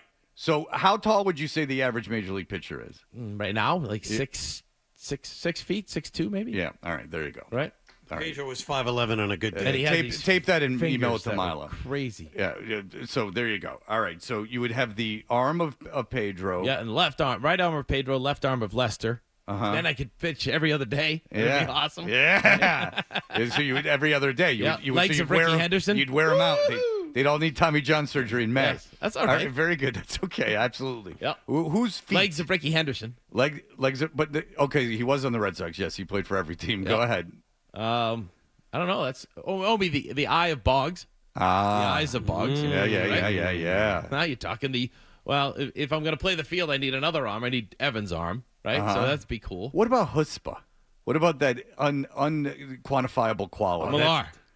No, Pedroia. Come on. Oh, yeah, Pedroia for the game. Come on, in the clubhouse, Roche. Millar. Better than that. Yeah, the humor of Millar and the chutzpah of Pedroia. Yeah, Millar could get the guys together. Yeah. He could do one shot of liquor, which is this is something I've never done. Gotta do it again. One shot. All right, go ahead. You're so amped up over there, John. You go. No, that was it. I was going to read that email. Well, you suck. I got just one, real Fred. quick though. Just bouncing off that email and regarding our game earlier. There's another movie to put on your list, and Frankenhooker. That's another one you should watch. We were after you literally watch. just talking about that. Secretary. Oh, sorry. Did I just do the one hosts or rather producers aren't listening? Jeff says, Fred, can someone explain what the 12 means in Adam 12? Because I know there's about this one guy, Adam 22. Oh, it's not him. No, you wish you I changed only your name recently now. learned about that guy. Oh, Adam from No Jumper. What's Adam 12 from? Is it And one Adam he 12? likes to see his There you go, girlfriend Dan. get plowed by See the big man, black see the guys, man. LOL. So needless to say, I'm curious, LOL. This Adam 22 thing. So if you don't know, No Jumper became this thing where these SoundCloud rappers would come on. And this Adam 22, I believe is from New Hampshire, built this like kind of YouTube empire by having he had Triple Extension on and stuff. So he built kind of this empire. Then he pivoted very strangely, from what I've seen, because I don't follow his career anymore, to this. He is married or married to a porn star whose big revelation was that she was going to do a scene with a notoriously large black man. And then this kind of became the way he pivoted. Are you changing your name? No, I will not be changing my name. I've always been known as Adam 12. There are many of us. There was another radio Adam 12 for a while. The guitar player from Power Man 5000 goes by the name Adam 12. Oh, well, that television program. If that you didn't Dan change just it when referenced. he became part of the zeitgeist. It was great. I got to interview Spider from Power Man 5000 back in the day. And do you know about my interview with Spider from Power Man 5000? Tell the story again because I don't remember it. Okay. Scene, the Georgia Dome. Concert, Metallica with Kid Rock, Korn, and Power Man 5000. What a lineup. 1998 or 9? Later than that. Oh, It's like really? 2000 Early 2000s. It's like 2001, PM5K 2002. still going strong. Good for them. Go on. So Spider, I sit down with him. I go, you guys are from the future. He goes, yes. I go, okay. Let's Back to the Future this son of a bitch. Who wins the World Series in 2025? He did not like that. No. And would I stop? No. No. I just asked him about who was going to be president. I said, if you are from the future and we're doing this, let's get back to basics. See, what I was doing was making fun of the preposterous notion of what his band and it was. speaks to your creativity. Meanwhile, when I interviewed them, I just talked about a bunch of New Hampshire crap because that's where Spider's from. And he's, what is he? Is he Rob Zombie's brother? Brother, I think. Yeah, brother, cousin or something like that, yeah. We have show suggestions for Dan. We were talking about watching movies with nudity with family members earlier, and David has a suggestion for you, Dan. There's a show called Sense8 on Netflix, and it's some of the best, most original shows I've ever seen. But I watched it with my mom. This is David saying it.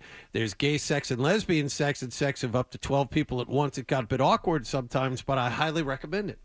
So Sense8 on Netflix, maybe to watch with I'll watch it tonight. your wife and daughter. Come on.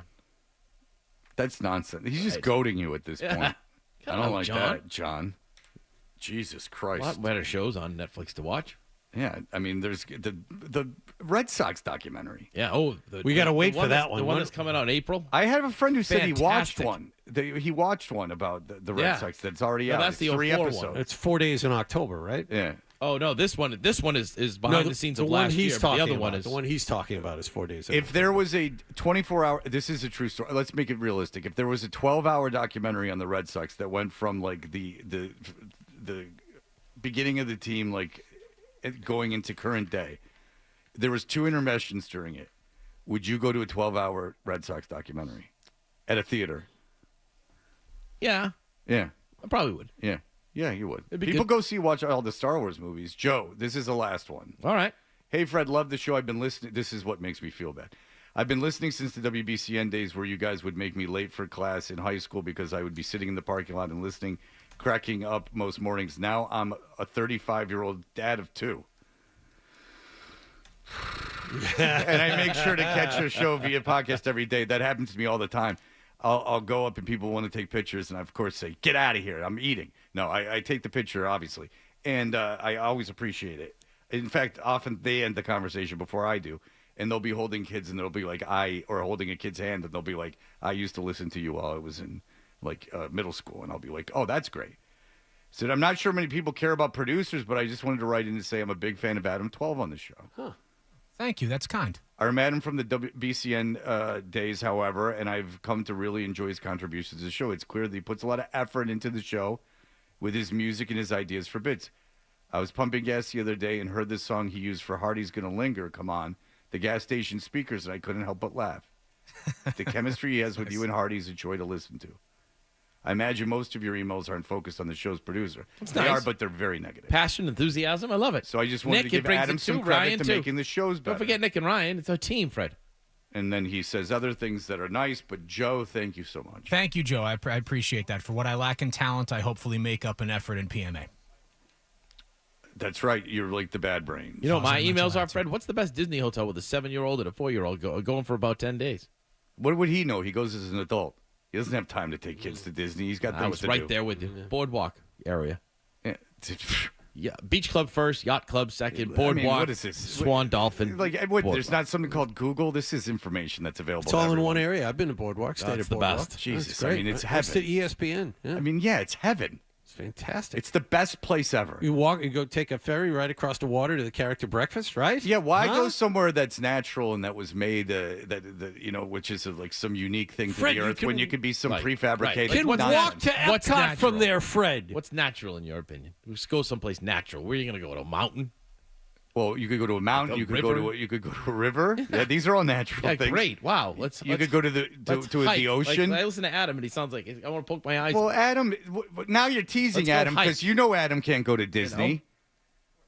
I'll tell you guys my Disney World story another time. Yeah, I have We a don't feeling time right you now. ended up in Kissimmee. No, I ended up in debt.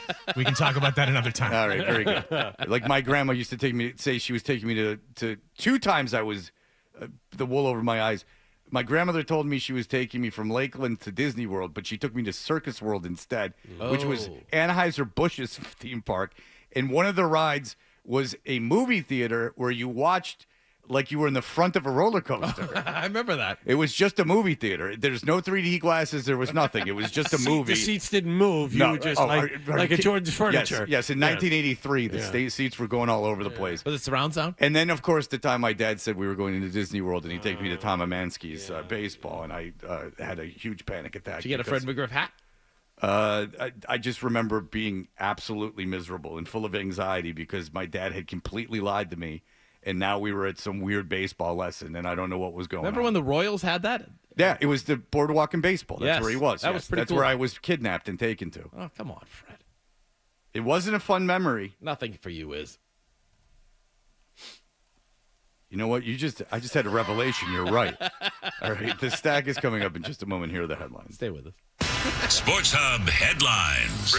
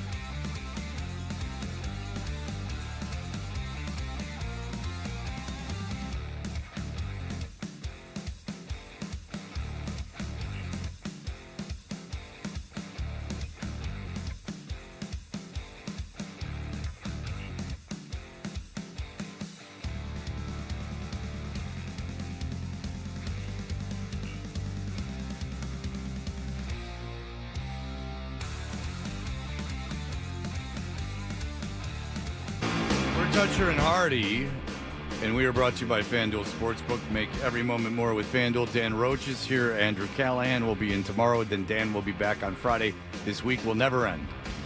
It's just going to be ice and tundra and garbage all week. Go ahead, Johnny. Okay, the Bruins have released a statement on Charlie McAvoy from the team's head physician.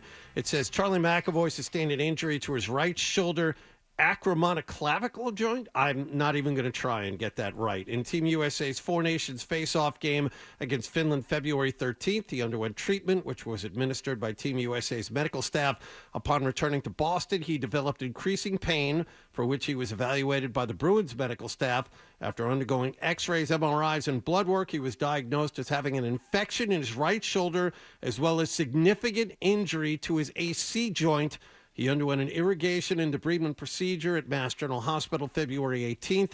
He remains in the hospital where he's being treated with IV antibiotics, and his condition is improving. So that basically confirms the Sportsnet report that we've been talking about all morning. And the report I had was not wrong. No, it was a shoulder injury. You did have that correct, but significant damage to the AC joint. So he injured himself. Week to week. And it seems pretty bad week to week. And I think what Billy was saying, when it's week to week, it's going to be multiple weeks. He's not coming back anytime soon. And with Lindholm skating after practice yesterday, it's over. It's time to throw in the towel. You have the Celtics, who are most likely going to win another championship. The Red Sox ramping up. Why? Yeah, you know what I'm saying? You got drama with the Red Sox. You got the draft. You got the combine at the end of the month. We don't need the hockey. You never know. Who needs it? You kind of do. No, you don't. Well, the team sucked with them. You can't predict things, though. No, you can't. You can't. I mean, maybe now is when you just lay it on the line. You put a lot of money down and you say, look at all these haters. They're winning the cup. Mm-hmm. Go ahead. We have something a little. We've been doing a lot of games this morning, but this is more a guessing thing for you. And Dan, if you want to join in, that's fine. The Summer of '99 and Beyond Festival is going to take place July 18th and 19th in East Troy, Wisconsin, Fred. Okay, so it's a bad festival. So you have to guess the co-headliners of this festival. All right, so 99 in a Midwestern dump, not a lot of money. It's not like a Coachella or Lollapalooza situation. Again, Dan, feel free to jump in. I got no idea. Is Creed too big? Because they can play arenas. It's Creed, Limp Bizkit, or Korn. Is one of those three got to be the headline? Wow. Yeah, it's Creed. Creed is one of the headliners, and there's one other, and if you think about it, you'll probably get it. All right, so if it's Creed, it's another butt rock band. You're getting there. A co-headliner with Creed? Yep. Okay, so there's Three Doors Down. Weezer. No, they're not butt rock. Oh. No. Butt rock, horrible butt rock bands, but that had a lot of success. Like Candlebox is too old. Three Doors Down, Seether, not big enough. I think you're thinking too much about this.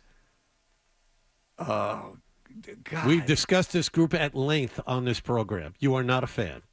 Well, obviously, it's going to be a terrible group. Yep. I don't know. Tell me. Nickelback. After the interview in the golf cart coming back to where his bus, he realized I'd been making fun of him the whole time, and he wanted to turn around and beat me up. Really? Yeah. So the big game was Chad Kroger from Nickelback was looking to find me to beat me up, and I was terrified. I mean, if there was ever a presence. The guys that were scary were the guitar player from Disturbed for multiple reasons. Number one being his great size. Fletcher from Pennywise could kill anyone.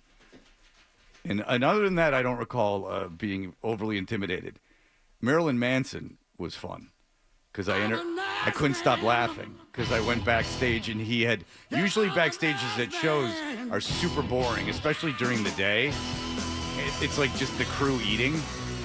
And Marilyn Manson had fashioned a very spooky room with candles and things of that nature. The wild thing about him is how he both leaned into that whole, theatrical aspect and how every song he ever released was bad. And I was I had a court date that day, and so I was in a suit. And I couldn't, it was like the Jim Gray thing, like when I just want to leave, I don't want to be there. And he ended up breaking character, which is kind of nice. I ended up liking him, strangely enough. I guess he's not the greatest guy, No. but I did end up. I ended up getting along with him. But I did start laughing. I'm like, are we doing this? Like, we're really doing this? It's the middle of the day. I came downtown, and now we're gonna act like you're scary. All right, very good. You're very scary. This is all very frightening to me. And he broke, and he actually appreciated it. All right, he said. All right, that'll do it for us. Everyone have a great day. Zolak is cleaning his ear with a pencil and putting it back in. Did Dan have sex last night? That is out of line. Dan, don't answer that. I know you were about to. Don't. My advice to you is just ignore him. Danny, we'll see you on Friday. Bullying you. He's bullying you. We'll see you on Friday, Dan. Yep. Yeah, we'll see you on Friday, Dan. See you on BZ tonight. Yep, WBZ tonight when? Yeah. WBZ television. 5, 6, and 11. 5, all 3 you're going to be on. Yep. And you're going to be at the... we have all access on Friday. Just did a show yesterday. Yeah. All right, Scott's continuing. Please throw that pencil away when you're done. Oh, come on. Now he's blowing the wax off the eraser of the pencil. You know,